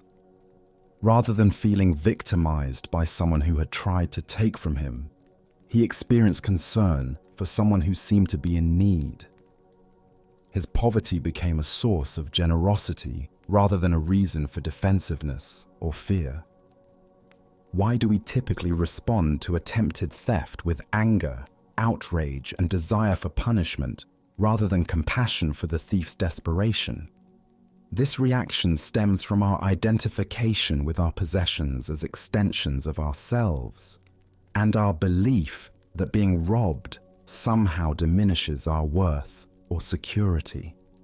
But Master Ryokan's response suggests a different relationship with material goods, one based on stewardship rather than attachment. His poem about the moon reveals the profound teaching at the heart of this story. The thief could take material objects, but could never steal the master's appreciation of beauty, his capacity for wonder, his ability to find joy in simple, natural phenomena. These internal treasures, peace, contentment, aesthetic sensitivity, remain completely beyond the reach of any external threat. The image of the moon in the window represents all the gifts that life offers freely to anyone with eyes to see them. Beauty, mystery, natural wonder, and the kind of wealth that increases rather than decreases when shared. The thief left with fabric that would eventually wear out, but the master retained access to beauty that would never diminish, and joy that no one could take away. This teaching reveals the difference between having and being. Material possessions require constant protection, can be lost or stolen, and often create more anxiety than genuine security. But the qualities of consciousness that Master Ryokan embodied, generosity, peace, appreciation, become stronger through expression rather than weaker through sharing. We can observe similar dynamics in our own relationship with loss and theft. When someone takes something from us, do we focus primarily on what we've lost, or on our capacity to respond with wisdom and compassion? Can we recognize opportunities to practice generosity even in situations that initially seem to call for defensive reactions? The story also points us toward understanding true security. Master Ryokan felt safe not because he had elaborate locks or security systems, but because he had nothing worth stealing in conventional terms and everything worth having in spiritual terms. His security came from inner abundance rather than external accumulation. Zen practice cultivates what might be called non-possessive appreciation, the ability to enjoy beauty and goodness without needing to own or control them. When we can appreciate the moon without needing to possess it, we access a form of wealth that no economic conditions can threaten. Additionally, our minds tend to assume that voluntary simplicity means deprivation or sacrifice. But Master Ryokan's story suggests the opposite, that reducing our attachment to material accumulation can actually increase our access to the forms of wealth that truly matter. His poverty became a gateway to generosity rather than a limitation on his capacity to give. The thief's hasty departure suggests that he recognized something in the master's response that challenged his entire framework for understanding value and security. Being met with kindness instead of anger, generosity instead of defensiveness, probably planted seeds that would continue growing long after he left the mountain hut. Beyond this, there emerges a teaching about the transformative power of unexpected responses. By meeting attempted theft with spontaneous giving, Master Ryokan created a moment of grace that had the potential to change not only the thief's immediate experience, but his entire understanding of human nature and the possibilities for positive interaction. Tonight, as you consider what you most fear losing and what you consider your greatest treasures, can you distinguish between the possessions that can be taken from you and the qualities of awareness that remain completely beyond any external threat? What would it mean to invest more energy in developing the kind of wealth that increases through sharing rather than decreases through loss?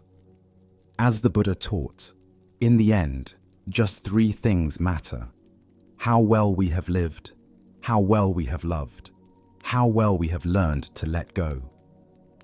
The moon in the window represents the eternal treasures that remain available to anyone who has learned to let go of attachment while remaining open to the beauty and wonder that no thief can ever steal. Let us now explore a story about acceptance, natural cycles, and what true prosperity means. This is the teaching of the rich man and the master's blessing. A wealthy merchant had built a vast fortune through years of shrewd business dealings and careful investments.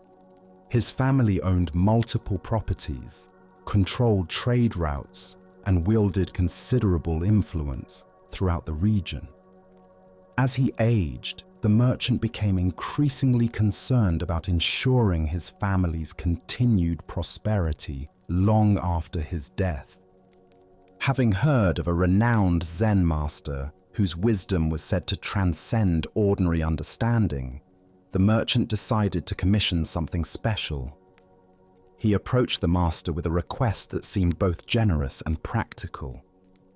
"Master," he said, bowing respectfully while displaying his finest robes and jewelry, "I would like to commission you to write something profound that will encourage the prosperity of my family for generations to come. Something that my descendants can treasure and draw inspiration from long after I am gone. Money is no object. I simply want the most powerful blessing you can provide." The master listened quietly to this request, observing the merchant's obvious wealth and the sincere concern he felt for his family's future. After a moment of contemplation, he nodded his agreement and asked for a large piece of the finest paper. The merchant watched eagerly as the master prepared his brush and ink with ceremonial care. He expected elaborate calligraphy, perhaps ancient wisdom about accumulating wealth, or powerful mantras that would ensure his family's continued success in business and life. The master's reputation suggested that whatever he wrote would be both beautiful and profound. With simple, elegant strokes, the master wrote just 7 words. "Father dies, son dies, grandson dies." When the merchant read what had been written, his face flushed red with anger and disbelief. This was not at all what he had expected or requested. "Master!" he exclaimed, his voice rising with indignation. "I asked you to write something that would bring happiness and prosperity to my family for generations. Instead, you give me this depressing message about death. Why do you give me something so depressing like this?" The master looked at him with calm, compassionate eyes and began to explain the deeper meaning behind what might appear to be a morbid prediction. "Consider carefully what I have written," the master said gently. "If your son should die before you, this would bring unbearable grief to your family. Parents are not meant to outlive their children. Such loss creates a wound that never fully heals. If your grandson should die before your son, this too would bring tremendous sorrow to your family and disrupt the natural flow of life." The merchant began to listen more carefully, sensing there was something deeper in the master's words than he had initially understood. "But if your family continues, generation after generation, with each death occurring in the natural order I have described, this represents the ideal course of life. This is the pattern that brings the least suffering and the greatest harmony. This natural succession, where each generation has time to live fully before passing responsibility to the next, is true happiness and genuine prosperity." As the Buddha taught, of all things, impermanence is the most sacred. This ancient wisdom illuminates why accepting the natural order of life and death creates more genuine peace than any accumulation of material wealth ever could. Why do we resist the fundamental reality that all things, including our own lives and those of our loved ones, are temporary? Zen Buddhism reveals that much of our suffering comes from fighting against impermanence rather than finding peace within its natural rhythms. The merchant's initial understanding of prosperity was limited to material accumulation, wealth, property, and influence that could be passed down through generations. But the master pointed to a deeper form of prosperity, the blessing of a family that experiences life and death in harmony with natural order rather than in tragic disruption of it. Consider how different our relationship to mortality becomes when we see death not as failure or tragedy, but as the natural conclusion of a life fully lived. The Master's blessing wasn't morbid. It was recognition that the greatest gift we can wish for our families is that each generation has the opportunity to live completely before making way for the next. This teaching also reveals the limitation of trying to control the future through accumulation of resources. The merchant wanted to ensure his family's prosperity through external means, but the Master suggested that true prosperity comes from accepting life's fundamental conditions rather than attempting to transcend them. In our modern context, we often measure family success by material legacy, the wealth we leave behind, the properties we pass down, the financial security we provide. But how often do we consider the emotional and spiritual legacy of a family that understands and accepts life's natural rhythms? The Buddha said, "All conditioned things are impermanent. Strive on with diligence." This teaching reminds us that even while we work diligently to create good conditions for ourselves and our loved ones, the ultimate prosperity comes from understanding and accepting the temporary nature of all achievements.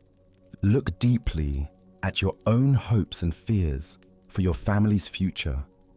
How much energy goes toward trying to control outcomes that are ultimately beyond our control? What would it mean to wish for your loved ones not immunity from life's natural processes, but wisdom and acceptance in meeting them? The Master's blessing contains a profound recognition. The alternative to natural order is not preservation, but tragedy. By wishing for the normal sequence of generational transition, he was wishing for the absence of the premature deaths and disrupted cycles that create the deepest forms of suffering. Tonight, as you consider what you most hope for your family and loved ones, can you remember the Master's wisdom? Can you see that the greatest blessing might not be the avoidance of mortality, but the grace to experience it in harmony with natural order? Buddha's wisdom reminds us, better than 1,000 hollow words is one word that brings peace. The Master's 7 words brought the merchant face to face with the ultimate reality that no amount of wealth can change: our participation in the endless cycle of birth, life, and death that characterizes all existence. True prosperity lies not in escaping this cycle, but in dancing gracefully within it. Let us continue on our journey with a story about how our inner landscape shapes our outer experience. This is the tale of the 2 towns. In a bustling marketplace where merchants hawked their wares and travelers stopped to rest on their journeys, a wise Zen master had established a modest tea stall. People came not only for refreshment, but for the master's reputation for offering practical wisdom to those facing life's transitions and uncertainties. On this particular day, 2 different men approached the master's stall, each carrying the same question but embodying very different energies. Both were considering major life changes. Both were strangers to this place, and both sought guidance about whether this town might become their new home. The first man arrived with a tense expression, his shoulders carrying the weight of accumulated frustrations. As he approached the tea stall, his eyes darted around suspiciously, already assessing and finding fault with what he observed. "I'm thinking of moving to this town," he announced without preamble. "What's it like?" The Zen master looked at the man with gentle attention, noting not just his words, but the quality of energy he brought to the question. Rather than offering immediate description, the master asked his own question. "What was your old town like?" The first man's response came quickly, as if he had rehearsed these complaints many times. It was dreadful, he said with obvious bitterness. Everyone was hateful and unfriendly. The neighbors were inconsiderate, the shopkeepers were rude, and the whole place was full of selfish, unpleasant people. I couldn't stand it there anymore. The master nodded thoughtfully, his expression remaining compassionate despite the negativity pouring from his visitor. This town is very much the same, he replied simply. I don't think you should move here. The first man's face darkened with disappointment and frustration. Without another word, he turned and walked away, muttering under his breath about how this place was probably just as bad as everywhere else. Shortly after the first man departed, the second traveler approached the tea stall. His manner was notably different, relaxed, curious, and open. His eyes took in the surroundings with appreciation rather than judgment, and when he smiled at the master, it seemed to come from a place of genuine warmth. I'm thinking of moving to this town, he said cheerfully. What's it like? The master regarded this second visitor with the same careful attention he had given the first, again choosing to learn more before offering his assessment. What was your old town like? He asked. The second man's face lit up as he considered the question. It was wonderful, he said with obvious fondness. Everyone was so friendly and helpful. My neighbors looked out for each other. The local merchants knew everyone by name, and there was a real sense of community. I was very happy there. I'm only considering a change because I'm looking for new adventures and opportunities. The master smiled knowingly. This town is very much the same, he told the second man. I think you will like it here very much. The second man's face broke into a delighted grin. He thanked the master warmly and walked away with a spring in his step, already seeing possibilities and connections in his new environment.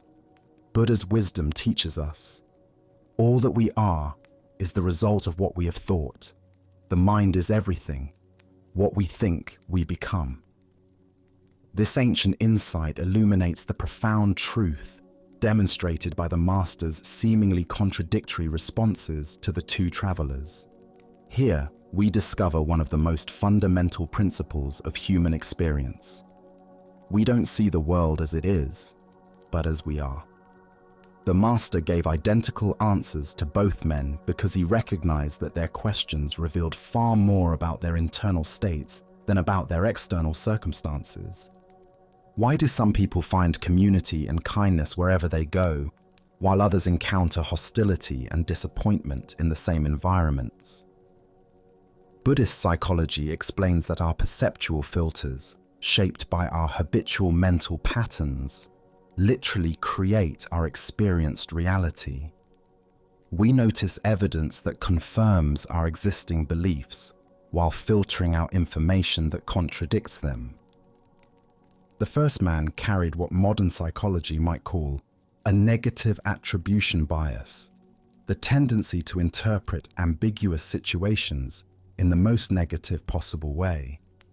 His mind was like a magnet for negative experiences, not because the world was inherently hostile, but because that's what he was conditioned to see. The second man demonstrated the opposite pattern, a generous attribution style that assumed the best in others and looked for positive connections.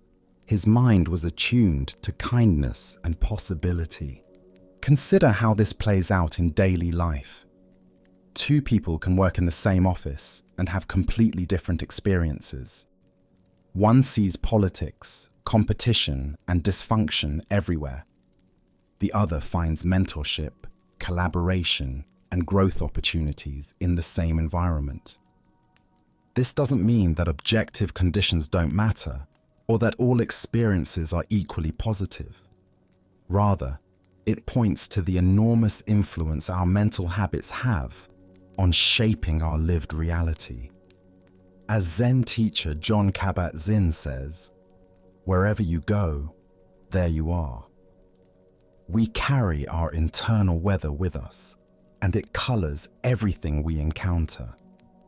The master's wisdom lay in recognizing that no external change of location could solve the first man's problem.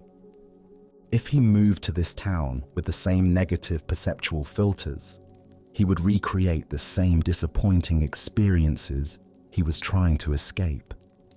This insight has profound implications for how we approach life changes and problem solving.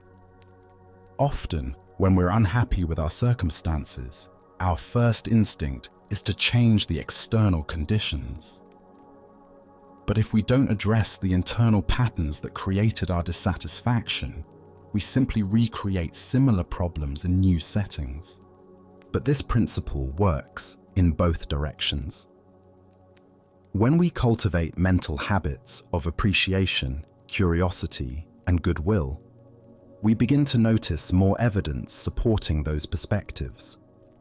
The world doesn't magically change, but our capacity to see its positive qualities expands dramatically. Tonight, as you reflect on your own experiences of community, work, and relationships, can you notice the interpretive lens through which you typically view these interactions? Are you more like the first traveler, scanning for problems and disappointments, or the second, looking for connection and possibility? As the Buddha taught, the mind is everything, what you think you become. The most powerful tool for transforming our external experience lies not in changing our circumstances, but in changing the quality of awareness we bring to whatever circumstances we encounter. Let us explore a story about the difference between true compassion and religious display. This is the temple gate. In ancient Japan, there lived a wealthy merchant named Heizayamon, whose heart overflowed with genuine concern for human suffering. Unlike many men of wealth who hoarded their fortunes, he spent his days seeking out opportunities to ease the pain of others. When winter brought hunger to poor families, Heizayamon ensured their children had rice. When floods washed away bridges, he funded their reconstruction. When illness struck the elderly with no one to care for them, his resources provided medicine and comfort. His generosity was not the calculated charity of one seeking public recognition, but the natural response of a heart that could not bear to witness suffering. Villagers throughout the province knew his kindness, and his reputation for selfless benevolence spread far beyond his hometown. Even in his final will, Heizayamon directed that his wealth continue serving those in need long after his death, a legacy his children honored faithfully. One autumn morning, a Buddhist friar appeared at Heizayamon's door. The monk's robes were fine, his manner polished, and his request carefully rehearsed. "Honorable sir," the friar began with elaborate bows, "I have heard of your magnificent charitable works. Our temple requires a grand gate to properly welcome worshippers and display our devotion to the Buddha. Such a structure would bring great merit to your name and ensure your place in paradise." Heizayamon listened quietly, studying the monk's earnest face. When the friar finished his eloquent appeal, the merchant began to laugh, not mockingly, but with the gentle amusement of one who sees clearly through pretense. "Venerable monk," he replied, "I help people because I cannot bear to see them suffer. Tell me, what suffering does a temple without a gate endure? What pain does an absent gate cause the Buddha?" The friar sputtered, unprepared for such directness. "But sir, a temple gate shows respect, demonstrates our prosperity, attracts more followers." "Ah," said Heizayamon, still smiling. "So this gate would serve the temple's image, not reduce anyone's suffering. When children go hungry, while monks seek ornamental gates, which serves the Buddha's teachings better, feeding the children or building the gate?" The monk departed empty-handed, perhaps carrying with him a lesson more valuable than any donation. The Buddha once said, "If you truly loved yourself, you would never harm yourself with wrongful deeds." This ancient wisdom illuminates the difference between authentic compassion and spiritual theatre. True service to others flows naturally from understanding our interconnectedness, while religious display often serves only our ego's desire for recognition and status. Why do we sometimes confuse religious ceremony with spiritual practice? Zen Buddhism reveals several patterns that lead us astray from genuine compassion. We often become attached to the forms of spirituality rather than its essence. Like the monk seeking a gate, we can become so focused on the external symbols of devotion that we lose sight of their purpose. A beautiful temple may inspire reverence, but it serves little purpose if our hearts remain closed to suffering around us. We also fall into the trap of performative spirituality, practicing religion to be seen as religious rather than to reduce suffering and cultivate wisdom. This might manifest as elaborate rituals while ignoring simple acts of kindness, or seeking recognition for charitable donations while remaining blind to daily opportunities for compassion. Additionally, our minds often complicate what is simple. The Buddha's teachings point toward reducing suffering, yet we create elaborate theological structures that can obscure this fundamental truth. Like building ornate gates while children starve, we sometimes invest in spiritual complexity while overlooking basic human needs right before us. Consider how this pattern appears in modern life. We might donate to distant charities while remaining indifferent to our neighbors' struggles. We may attend religious services weekly while treating service workers harshly. We could meditate for hours while speaking unkindly to family members. These contradictions reveal how easily we separate spiritual practice from compassionate action. Zen teacher Suzuki Roshi taught, "In the beginner's mind, there are many possibilities, but in the expert's mind, there are few." When we approach spirituality with a beginner's mind, we see suffering clearly and respond naturally.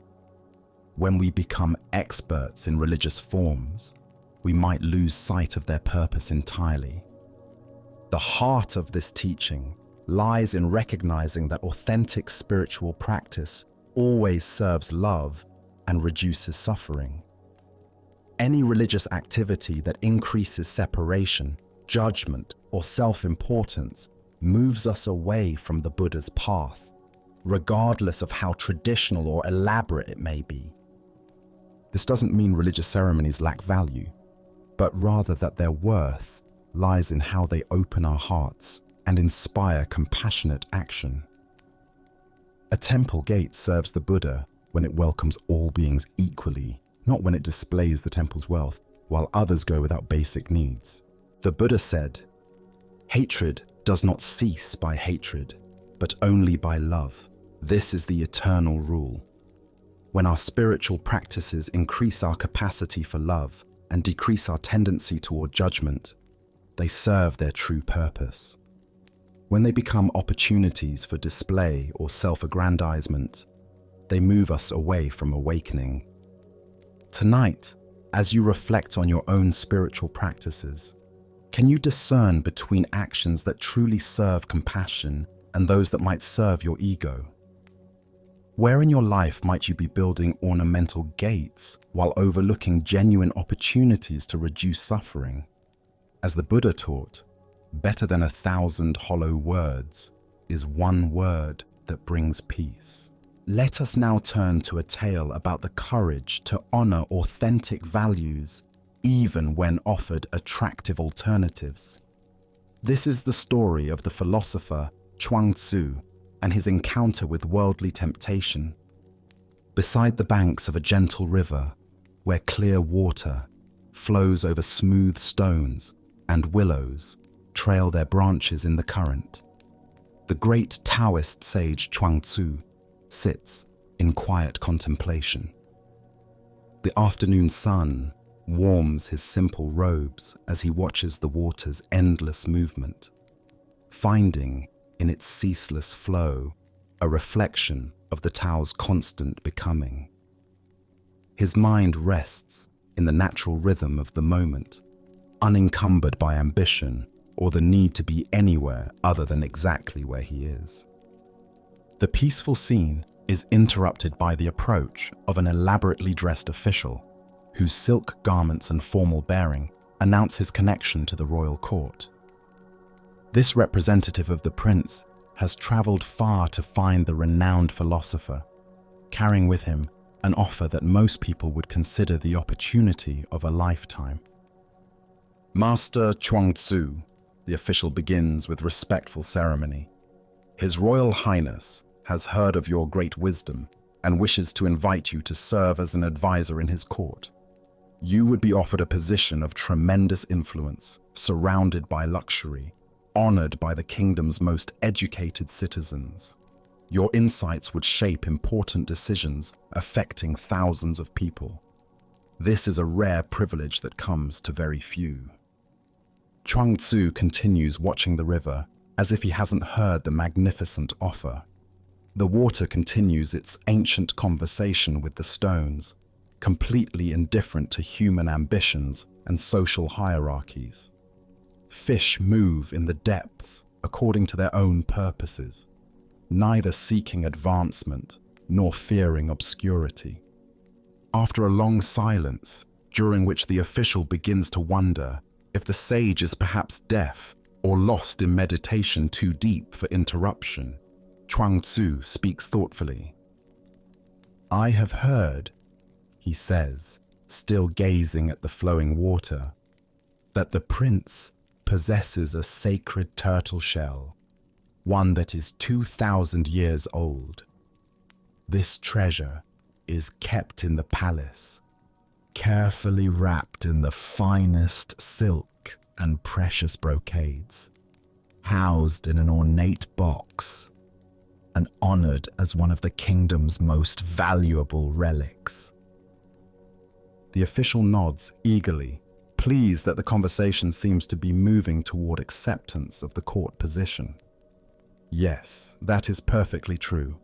The sacred turtle is indeed among our most prized possessions, treated with the reverence due to such an ancient and spiritually significant object.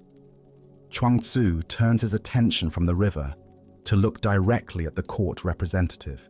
"Tell me," he asks with genuine curiosity, "if that turtle could choose its fate, what do you think it would prefer? To be dead and honored in the palace, wrapped in silk and venerated for its shell, or to be alive in this mud, dragging its tail behind it as it moves freely through its natural habitat?" The official considers this strange question seriously. Despite its oddness, the answer seems obvious. Well, naturally, it would prefer to be alive and free in the mud rather than dead and honored in the palace, no matter how great the reverence shown to its remains. Chuang-Tzu smiles with gentle finality. "I, too, prefer to drag my tail in the mud. Good day to you, honored sir." The Buddha once said, "Better than 1,000 hollow words is one word that brings peace." This ancient wisdom illuminates the choice between authentic expression and attractive performance that confronts everyone seeking to live with integrity. Why do we sometimes feel torn between opportunities that promise external validation and paths that honor our inner truth? Buddhist psychology reveals that the ego constructs elaborate fantasies about how recognition, status, and influence will fulfill our deepest needs. These fantasies can become so compelling that we lose touch with what actually nourishes our spirit. Chuang-Tzu's response demonstrates what Taoists call following the natural way, making choices based on authentic nature rather than conditioned desires for advancement. His life beside the river, contemplating the Tao through direct observation of natural processes, provided exactly the kind of engagement that suited his temperament and purpose. The court position represented everything our achievement-oriented culture teaches us to value: prestige, influence, comfort, and social recognition. Yet the sage recognized that accepting such a role would require him to become someone fundamentally different from who he was, essentially dying to his authentic self in order to be honored as something else. This story speaks directly to anyone who has faced pressure to pursue opportunities that feel misaligned with their deeper calling. Perhaps it's a career advancement that would require compromising personal values. Maybe it's a social circle that offers status but demands constant performance. Possibly it's a lifestyle that provides security but stifles creative expression. The turtle metaphor reveals the hidden cost of pursuing external validation at the expense of authentic living. We can become so invested in how others perceive our achievements that we lose connection with our own experience of aliveness. The honored turtle shell represents any success that requires us to sacrifice our essential vitality. Buddhist teacher Ajahn Chah often reminded his students that true happiness comes from reducing desires rather than fulfilling them. We suffer, he taught, not because we don't have enough, but because we want too much. Chuang-Tzu's contentment beside the river embodied this principle perfectly. The sage's choice also illustrates profound trust in what Taoists call wu-wei, action in harmony with natural flow rather than forced effort toward predetermined goals.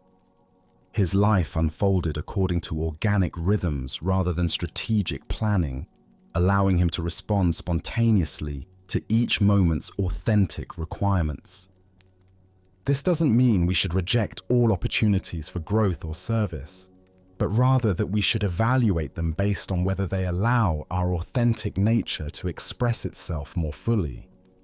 Some people are genuinely called to positions of influence and responsibility.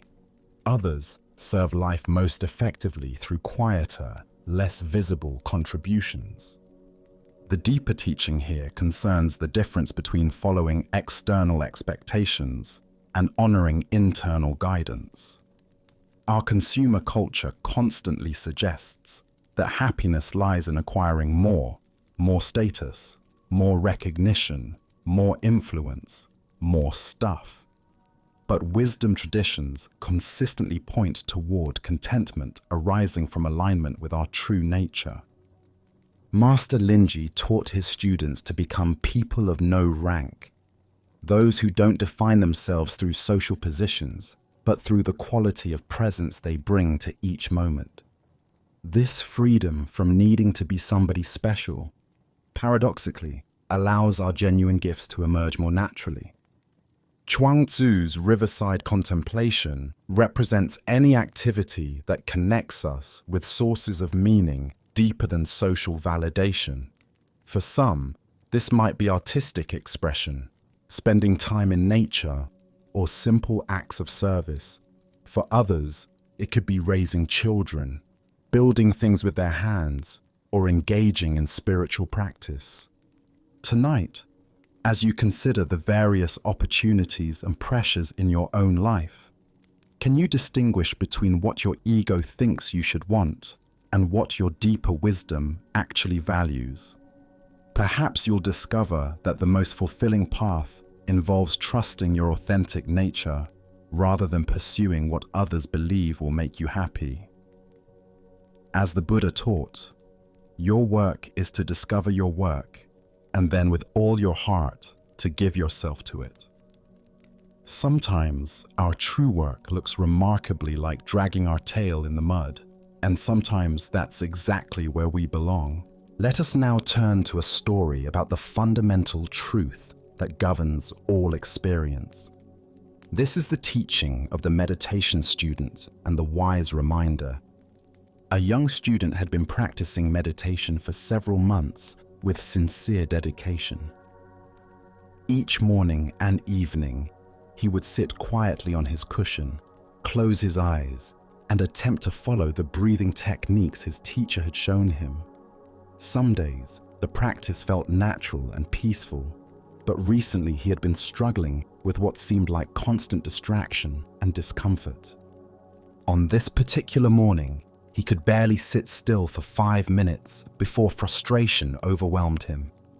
His mind raced with thoughts about work, relationships, and a dozen trivial concerns. His legs ached from sitting in an unfamiliar position, and despite his best efforts to focus on his breath, he found himself constantly pulled away by mental chatter and physical restlessness. After what felt like hours, but was probably only 20 minutes, he gave up on his practice and sought out his meditation teacher. He found the elderly monk tending a small garden behind the meditation hall, peacefully pulling weeds in the early morning sunlight. "Teacher," the student said, his voice heavy with discouragement and self-criticism, "my meditation is horrible. I can't focus on anything. I feel so distracted and scattered. My legs ache constantly, and I keep falling asleep when I'm not distracted. Everything about my practice feels wrong. It's just horrible."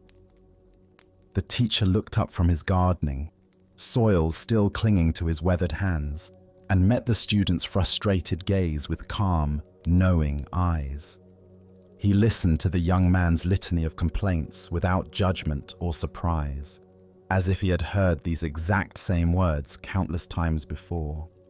"It will pass," the teacher said matter-of-factly, then returned to his weeding as if nothing unusual had occurred. The student stood there for a moment, somewhat taken aback by the brevity and seeming dismissiveness of the response. He had expected detailed advice, perhaps some new technique, or at least some reassurance about his difficulties. Instead, he received just 3 simple words. Feeling somewhat unsatisfied but having nothing more to say, he returned to his room to contemplate this cryptic guidance. Over the following days, the student continued his practice despite his frustrations. Gradually, something began to shift. The intense distractions started to subside, his body adjusted to the sitting position, and moments of genuine peace began to emerge between the chaos of thoughts. By the end of the week, his meditation had transformed completely. Excited by this positive change, he once again sought out his teacher, this time finding him sweeping leaves from the temple courtyard. The student's face glowed with enthusiasm and relief. "Teacher," he exclaimed, "my meditation is wonderful now. I feel so aware, so peaceful, so alive during my practice. My mind is clear, my body is comfortable, and I am experiencing the most beautiful states of consciousness. Everything about my meditation is just wonderful." The teacher paused in his sweeping, looked at the student with the same calm expression he had worn the week before, and gave exactly the same response. "It will pass." This time the student heard the deeper teaching. His excitement about his wonderful meditation began to transform into something subtler, not disappointment, but understanding. He realized that his teacher was pointing to something fundamental about the nature of all experience, not just meditation. Buddha's wisdom tells us, "This too shall pass." The heart of this lesson lies in understanding the impermanent nature of all phenomena, both pleasant and unpleasant, both the experiences we cling to and those we try to escape. Why do we struggle so intensely with the changing nature of our experience? Zen Buddhism reveals that much of our suffering comes from our resistance to impermanence, our desperate attempts to hold on to pleasant states, and our equally desperate attempts to escape unpleasant ones. We exhaust ourselves trying to control what is essentially uncontrollable.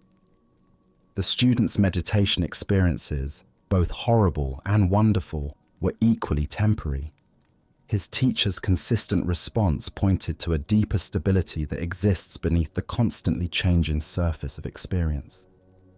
This isn't the stability of unchanging conditions, but the stability of awareness itself, the space in which all changing experiences arise and pass away. Consider your own relationship with the ups and downs of daily life. How much energy do you spend trying to perpetuate good moods, successful periods, or comfortable circumstances? How much resistance do you feel toward difficult emotions, challenging phases, or uncomfortable situations? Both the grasping and the resistance create unnecessary suffering. In Zen practice, we learn to develop what might be called equanimity with impermanence.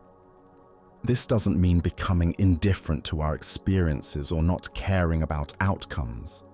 Rather, it means developing the capacity to remain centered and responsive, regardless of whether current circumstances are pleasant or unpleasant.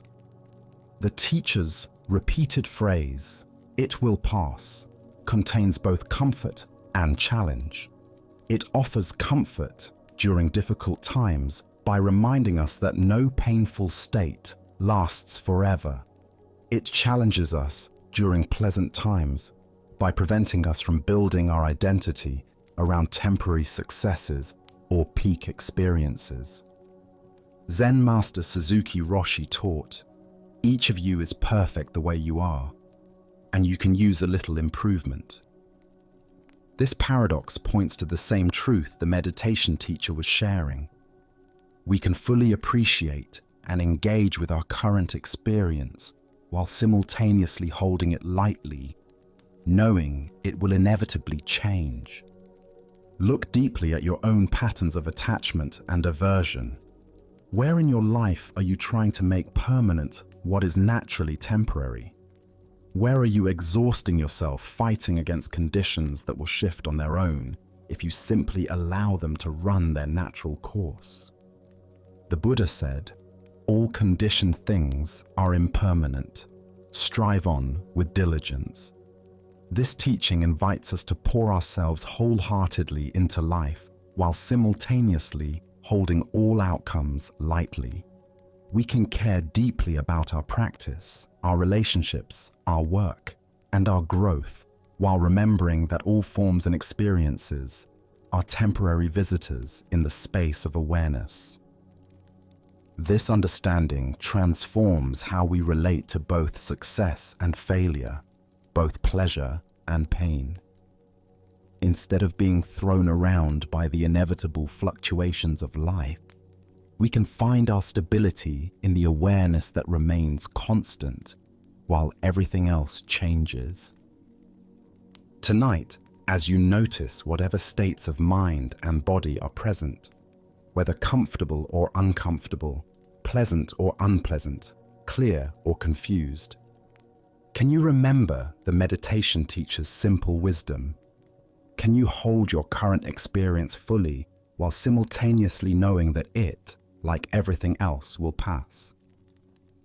As the Buddha observed, just as the great ocean has one taste, the taste of salt, so also this teaching has one taste, the taste of liberation.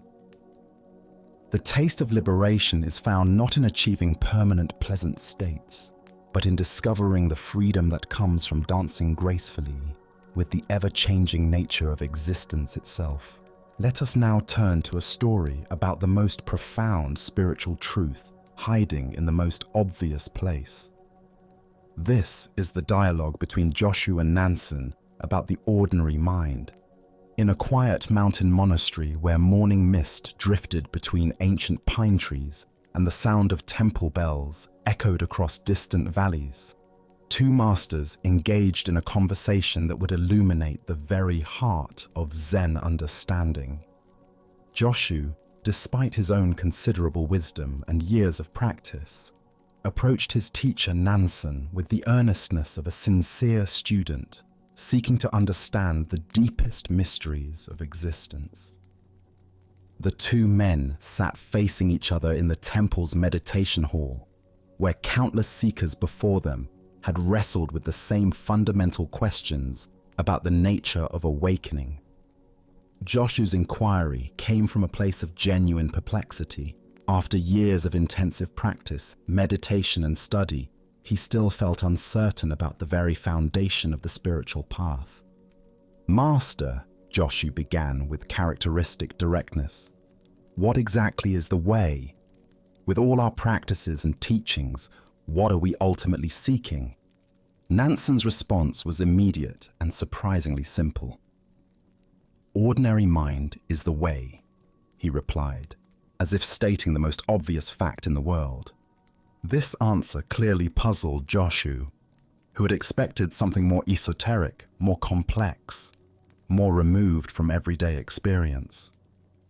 "If ordinary mind is the way," he pressed further, "then should we direct ourselves toward cultivating it? Should we make it our spiritual goal?" Nansen shook his head gently. "If you direct yourself toward it, you immediately go away from it," he explained. "The very effort to attain ordinary mind makes it extraordinary, and therefore no longer ordinary." Now Joshu found himself in what seemed like an impossible logical bind. "But Master, if we don't try to cultivate or attain anything, how can we ever know that this ordinary mind is actually the way? How can we recognize it without some form of practice or effort?" Nansen's final response cut through all philosophical complexity with razor-sharp clarity. The way does not belong to knowing or not knowing. Knowing turns the way into a concept, an object of understanding, which is illusion. Not knowing turns it into blankness, which misses its vibrant presence. If you truly realize the way without doubt, it becomes like the great void, so vast and boundless that it contains everything.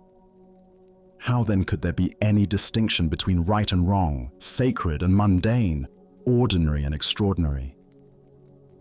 At these words, something shifted fundamentally in Joshu's understanding. The seeking mind that had been grasping for answers suddenly relaxed, and he experienced a moment of complete clarity. Not the clarity of understanding something new, but the clarity of recognizing what had been present all along. Buddha's wisdom reminds us, there is nothing to seek and nothing to find. Everything is already here. The heart of this lesson lies in recognizing that what we seek through spiritual practice is not some special state of consciousness, but rather the ordinary awareness that is reading these words right now. Why do we struggle to accept that ordinary mind is the way? Zen Buddhism points to our deep conditioning that spiritual truth must be extraordinary, mystical, or dramatically different from our everyday experience.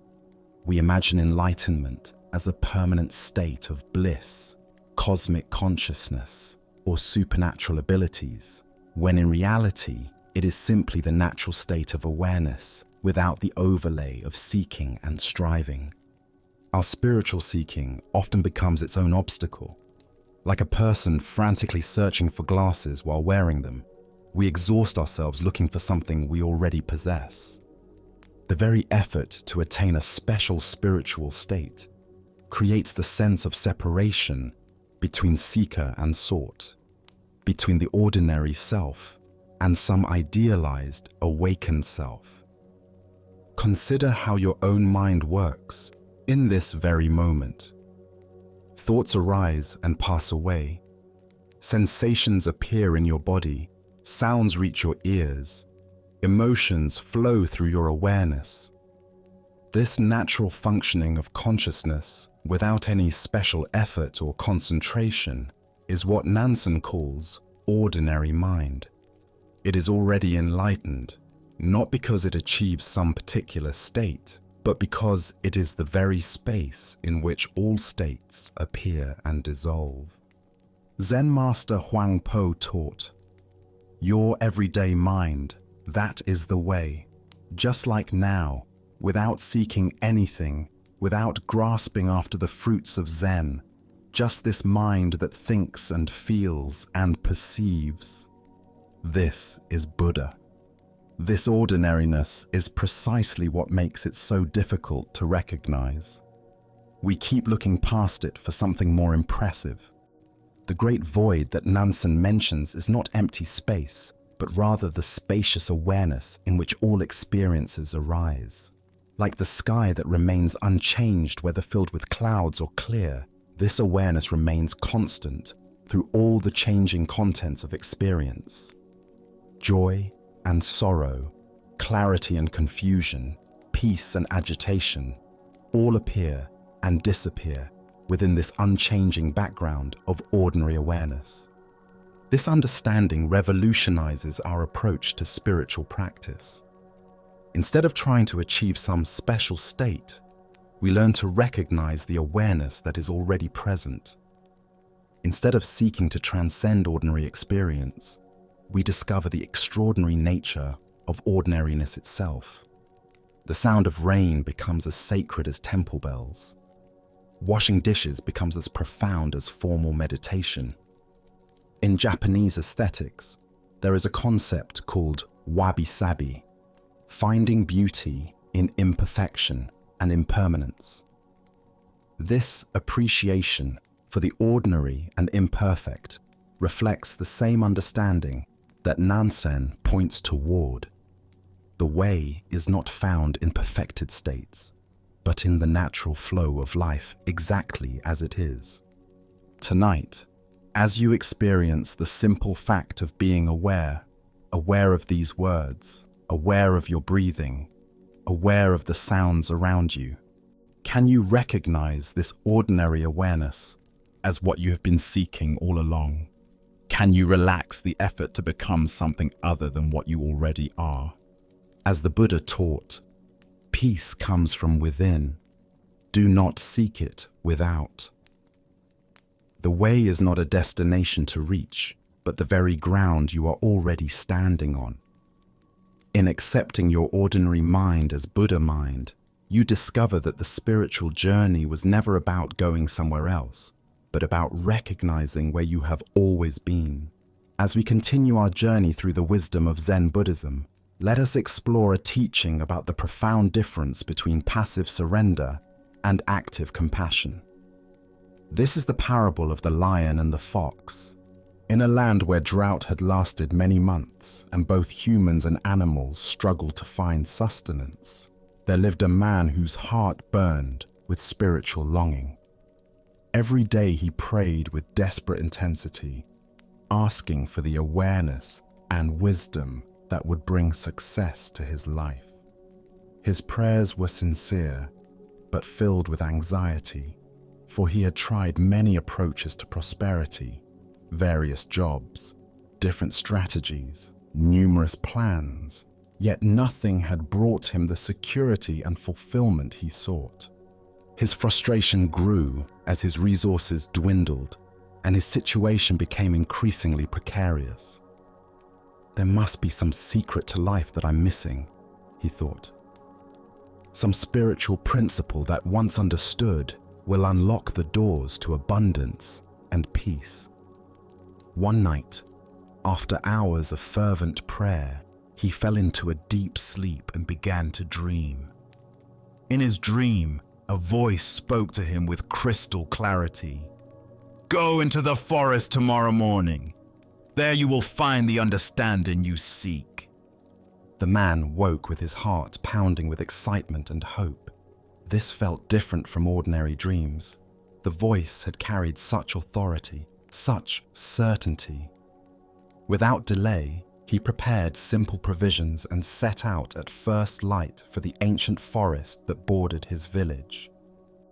For several hours, he wandered among towering trees and winding paths, his eyes searching for some sign, some teacher, some revelation that would provide the answers to his prayers.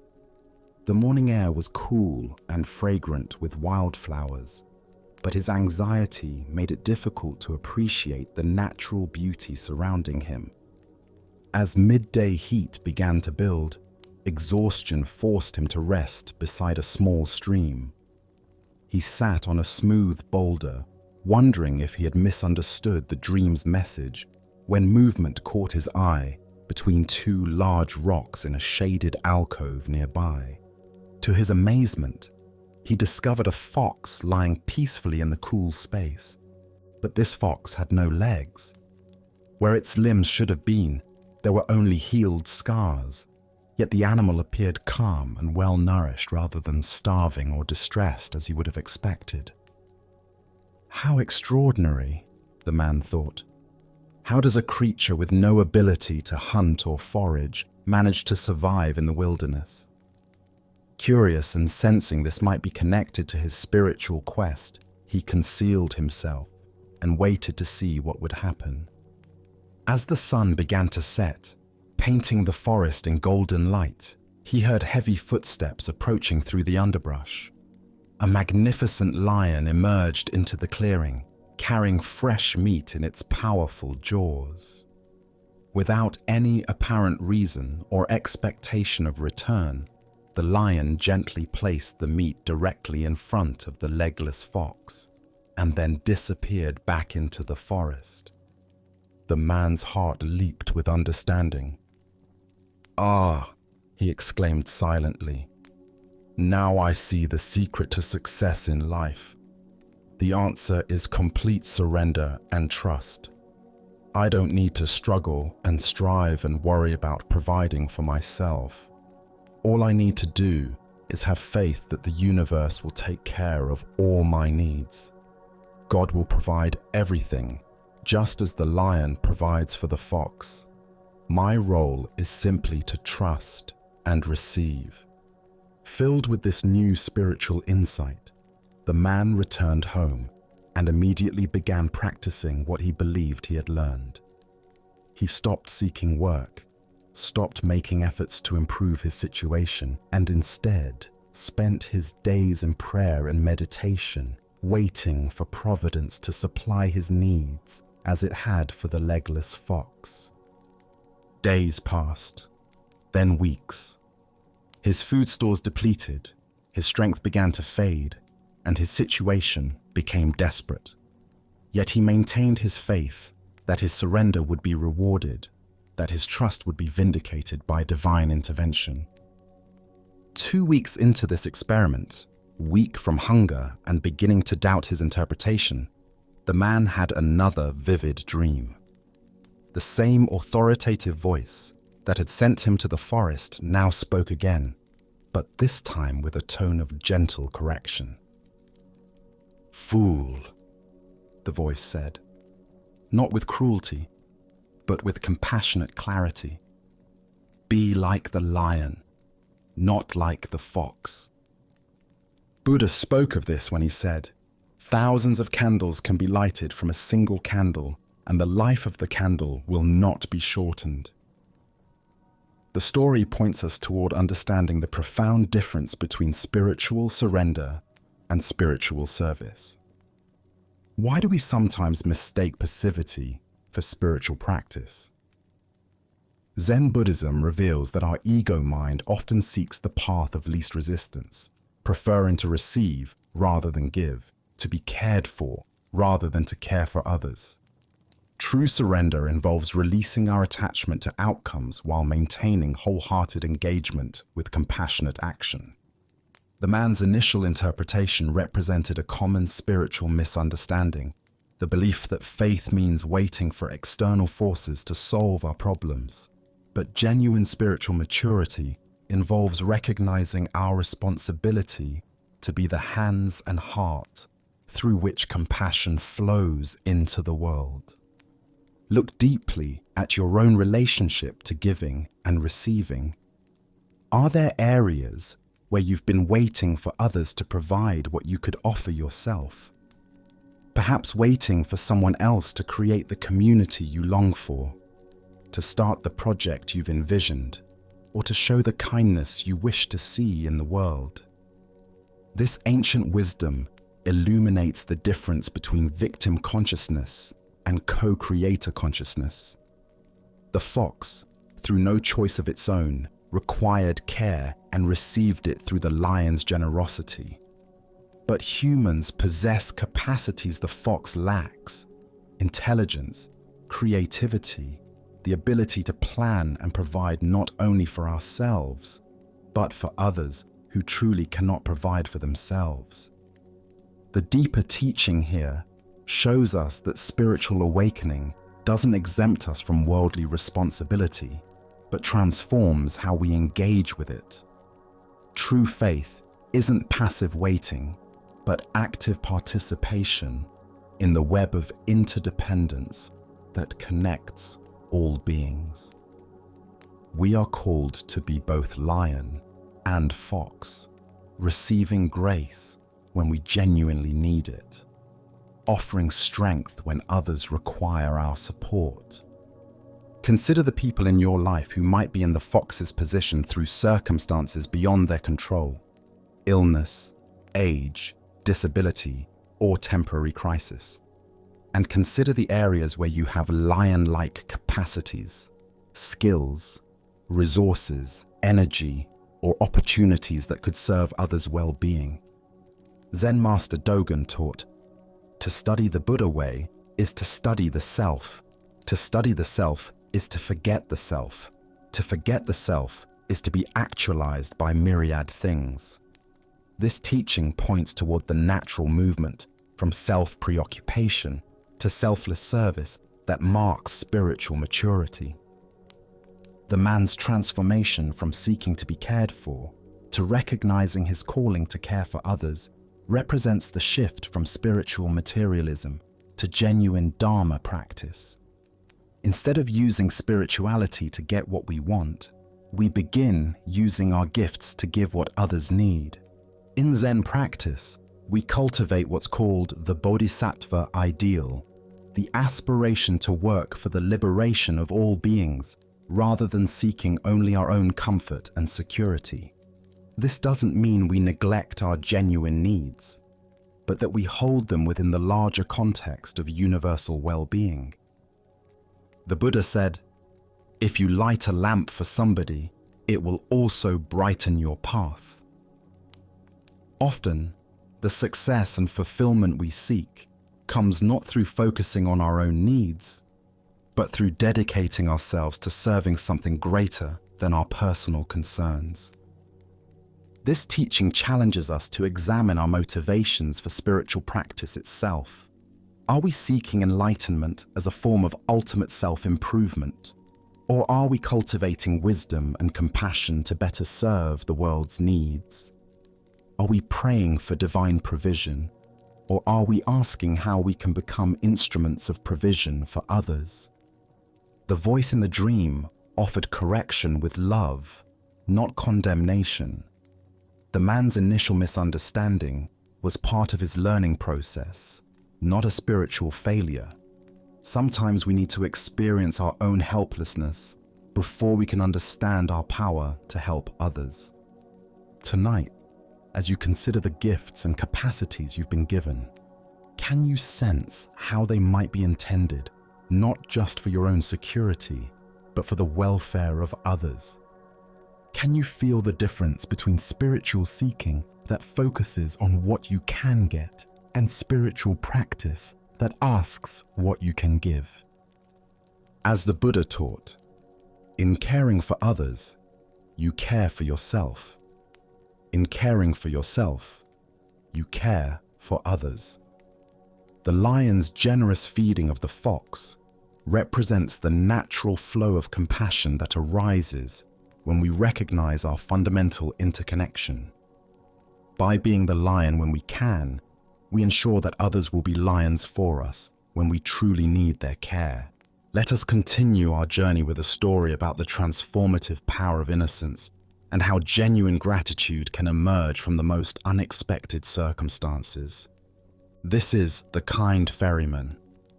At a remote river crossing where the current ran swift and dangerous, there operated a notorious ferryman whose reputation for violence and lawlessness was known throughout the region. This outlaw had chosen his profession not from any desire to serve travelers, but because the isolated location provided perfect opportunities for robbery and worse. Travelers who needed to cross the water had no alternative but to trust themselves to his boat, making them vulnerable to whatever intentions he might harbor. The ferryman had heard of Master Ryokan's reputation for gentleness and complete absence of any capacity for violence or resistance. Unlike the merchants and officials who sometimes crossed his river, people who might be armed or who could pose some threat if provoked. This humble monk represented what appeared to be an easy and risk-free target for whatever mischief the boatman might have in mind. When Master Ryokan approached the river crossing, seeking safe passage to continue his spiritual journey, the ferryman agreed to take him aboard with the hidden intention of amusing himself at the monk's expense. He helped the master into his boat with false courtesy, concealing his malicious plans behind a facade of helpful service. Once they had moved away from the shore and were in the middle of the river, where the current was strongest and the master would be completely helpless, the ferryman began implementing his cruel entertainment. He started deliberately rocking the boat violently from side to side, creating dangerous instability that threatened to overturn the vessel entirely. The boat pitched wildly in the swift current, water splashing over the sides as the ferryman used his knowledge of the river and his physical strength to create maximum terror for his passenger. His intention was clear. He wanted to see this peaceful monk panic, beg for mercy, perhaps even break down in fear as he faced the prospect of drowning in the turbulent water. But Master Ryokan's response was not what the ferryman expected. Instead of crying out in fear or pleading for his life, the master simply endured the violent rocking with the same serene acceptance he brought to all of life's challenges. He neither struggled nor protested, showing no sign of the terror the ferryman had hoped to provoke. When the dangerous rocking failed to produce the desired reaction of panic and desperation, the ferryman escalated his assault. He deliberately tumbled Master Ryokan into the cold, swift-moving river, expecting to watch the monk struggle desperately in the water before being swept away by the strong current. But the master, though clearly not a strong swimmer, made no dramatic attempts to save himself through violent struggling against the river's power. His response to being thrown into the water was the same calm acceptance he had shown to the boat's rocking. He neither fought frantically against the current nor screamed for help, but simply allowed the water to carry him as it would. Watching this peaceful acceptance, the ferryman suddenly became alarmed. What had begun as cruel entertainment was transforming into something far more serious. The master was indeed in danger of drowning, and his complete lack of resistance or self-preservation instincts made his situation truly perilous rather than merely frightening. The ferryman's cruel amusement instantly transformed into genuine concern. Rushing to Master Ryokan's aid, he plucked the gentle monk from the water and pulled him safely back into the boat, using all his river skills to rescue someone he had just moments before been trying to terrify. Once the master was safely back in the vessel, dripping but unharmed, the ferryman expected anger, accusations, or at least some acknowledgement of the deliberate cruelty he had just inflicted. Instead, Master Ryokan looked at his rescuer with eyes full of sincere gratitude and profound appreciation. "Thank you," the master said with complete sincerity, bowing deeply to the bewildered ferryman. "Thank you for your act of selfless kindness in saving my life. Your compassion and quick action prevented me from drowning." The ferryman stood speechless, realizing that Master Ryokan genuinely believed he had been saved by a good Samaritan rather than rescued by his own tormentor. The master's innocence and gratitude were so complete that he saw only kindness where cruel intention had existed moments before. Buddha's wisdom tells us, hatred is never appeased by hatred in this world. By non-hatred alone is hatred appeased. This is a law eternal. The heart of this lesson lies in understanding how genuine innocence and gratitude can transform the very nature of our interactions, turning potential enemies into unexpected benefactors. This tale unveils something revolutionary about the power of perception to transform reality itself. Master Ryokan's complete innocence and genuine gratitude created a situation where the ferryman's malicious intentions became irrelevant compared to the actual outcome. A life-saving rescue that deserved acknowledgement regardless of the rescuer's original motivations. The Master's response reveals a profound teaching about the difference between naive ignorance and conscious innocence. He wasn't simply unaware of the ferryman's cruel intentions. He chose to respond to what actually happened, being saved from drowning, rather than to the malicious motivations that had created the dangerous situation in the first place. Why do we typically focus on people's negative intentions rather than on whatever positive outcomes might emerge from their actions? This tendency reflects our investment in being right about others' badness, rather than our commitment to recognizing genuine opportunities for gratitude and connection. We often prefer being justified in our anger to finding reasons for appreciation. The ferryman's transformation from tormentor to rescuer demonstrates how quickly situations can shift when met with unexpected responses. His alarm at seeing the Master in genuine danger revealed compassionate instincts that his cruel entertainment had temporarily suppressed. Master Ryokan's innocence created space for these better impulses to emerge naturally. This ancient wisdom illuminates our relationship with forgiveness and the power of choosing which aspects of complex situations to emphasize. The Master could have focused on being deliberately thrown into the river, but instead he focused entirely on being pulled out of it. His choice of emphasis determined not only his own emotional state, but also the ferryman's understanding of who he was capable of being. The story reveals the difference between conditional and unconditional gratitude. Conditional gratitude depends on pure motivations and perfect circumstances. We're grateful only when people help us from completely altruistic intentions. But Master Ryokan demonstrated unconditional gratitude, appreciation for beneficial outcomes regardless of the complex motivations that might have preceded them. We can observe similar opportunities for transformative responses in many situations where people's mixed motivations create both harm and benefit. The co-worker who criticizes us publicly, but whose feedback actually helps us improve our performance. The family member who creates drama, but also provides genuine support during crises. The challenging relationship that causes pain, but also catalyzes important personal growth. This teaching also points us toward understanding the creative power of innocent interpretation. By seeing the ferryman as his rescuer rather than his tormentor, Master Ryokan offered him an identity upgrade that had the potential to influence all his future behavior. Sometimes, people become what we genuinely see them as being.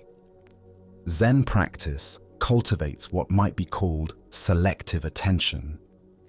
Not denial of difficult realities, but conscious choice about which aspects of complex situations deserve our primary focus and response. When we can emphasize the helpful rather than the harmful, we often create conditions for more helpful behavior to continue emerging. The ferryman's speechlessness at receiving gratitude instead of accusations reveals how profoundly we can be affected by encountering responses that don't match our expectations. Master Ryokan's innocence created a moment of grace that challenged everything the outlaw thought he knew about how victims respond to perpetrators. Additionally, our minds tend to assume that spiritual practice should make us more discerning about others' negative motivations. But this story suggests that sometimes wisdom involves seeing through negative intentions to focus on positive outcomes and possibilities for genuine connection. This story also reveals the power of gratitude to transform our own experience of difficult situations. By choosing to focus on being rescued rather than on being attacked, Master Ryokan avoided the suffering that comes from dwelling on others' harmful intentions, while fully receiving the benefit of whatever help became available. Beyond this, there emerges a teaching about the courage required for sustained innocence in a world where cynicism and suspicion are often justified by experience. Master Ryokan's response required tremendous inner strength, not naivety, but the conscious choice to meet each moment with openness rather than defensive interpretation. Tonight, as you consider relationships or situations where people's mixed motivations have created both harm and benefit, can you experiment with Master Ryokan's selective focus on whatever helpful outcomes have emerged? What would it mean to express genuine gratitude for assistance received, regardless of the complex intentions that might have preceded it? As the Buddha taught, in the end, just three things matter: how well we have lived, how well we have loved, how well we have learned to let go. Through conscious innocence and genuine gratitude, we discover the capacity to transform potential enemies into unexpected sources of grace, creating possibilities for connection and growth that judgment and accusation can never provide. Let us now turn to a tale of profound simplicity and mysterious contentment. This is the stone robe. In the mountains near the great teacher Hakuin's temple lived a monk whose real name has been lost to history. The local villagers knew him only as the Stone Robe Monk, a title that spoke to both his poverty and his ingenious adaptation to life's challenges. This solitary master owned virtually nothing. His hut contained no furniture, no decorations, no comforts of any kind. Most remarkably, he possessed no robe, an almost unthinkable condition for a Buddhist monk. Where other monks wore flowing robes that marked their status and provided warmth, the Stone Robe Monk wrapped only his own skin against the elements. On the coldest mountain nights, when frost covered the ground and wind howled through the peaks, the monk had devised a unique solution. He would pick up a heavy stone and carry it around his small hut, walking in slow, deliberate circles until the effort of carrying the rock generated enough body heat to warm him. Round and round he would pace, the stone tight against his chest, his breath visible in the frigid air, until warmth spread through his limbs. The villagers who occasionally glimpsed him during these midnight walks were both puzzled and moved by the sight. Here was a man who had found a way to transform the very hardship of his poverty into a practice. The stone that others might see as a burden became his provider of comfort. The cold that might drive others to despair became an opportunity for simple, effective action. From time to time, the Stone Robe Monk would visit Master Hakuin, appearing at the temple like a figure from another era. The two masters would sit together, sharing the wordless communication that flows between those who have touched the deepest truths. Then, as quietly as he had arrived, the Stone Robe Monk would disappear back into the mountains. One day, he simply vanished entirely, No one knows where he went or how he died. But the stone he carried on those cold nights still sits in front of his abandoned hut, weathered by countless seasons, a silent testament to a life lived with extraordinary contentment in the face of extraordinary simplicity.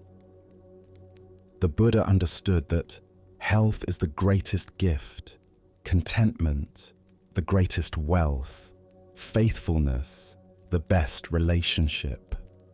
The deeper teaching here shows us that true wealth has nothing to do with material possession and everything to do with our relationship to whatever circumstances we find ourselves in. Why do we struggle to find contentment with simplicity? Our conditioning teaches us that comfort must come from external sources: warmer clothes, better shelter, more possessions, improved circumstances. The stone-robed monk discovered something radically different. That resourcefulness born from acceptance can transform any limitation into workable wisdom. This tale unveils the profound difference between poverty of spirit and voluntary simplicity. Poverty of spirit involves feeling victimized by our circumstances, resentful of what we lack, constantly comparing our situation to others who have more. Voluntary simplicity, even when circumstances are difficult, involves a fundamental acceptance that finds creative ways to meet challenges without complaint or self-pity. The stone in this story represents what Zen calls skillful means, the creative adaptation that emerges when we stop arguing with reality and start working with it. Instead of lamenting his lack of a warm robe, the monk found another way to generate warmth. Instead of viewing the stone as an inconvenience, he recognized it as a resource. This is the genius of acceptance. It frees our creative energy from resistance and channeling it toward practical solutions. Consider the stones in your own life, the limitations, inconveniences, or challenges that you might habitually resist. What would shift if you approached these not as problems to be solved or obstacles to be overcome, but as raw materials for creative adaptation? How might a traffic jam become an opportunity for breathing practice, or a small living space become a chance to discover the freedom of owning less? Zen master Dogen taught, to study the Buddha way is to study the self. To study the self is to forget the self. The stone-robed monk embodied this forgetting. He lived so fully present to what was needed in each moment that there was no energy left over for self-pity or comparison with others. His contentment arose not from having his needs met in conventional ways, but from the joy of meeting them creatively. The mystery of his disappearance adds another dimension to the teaching. Like all authentic spiritual presence, his impact was felt not through permanence, but through the quality of his being.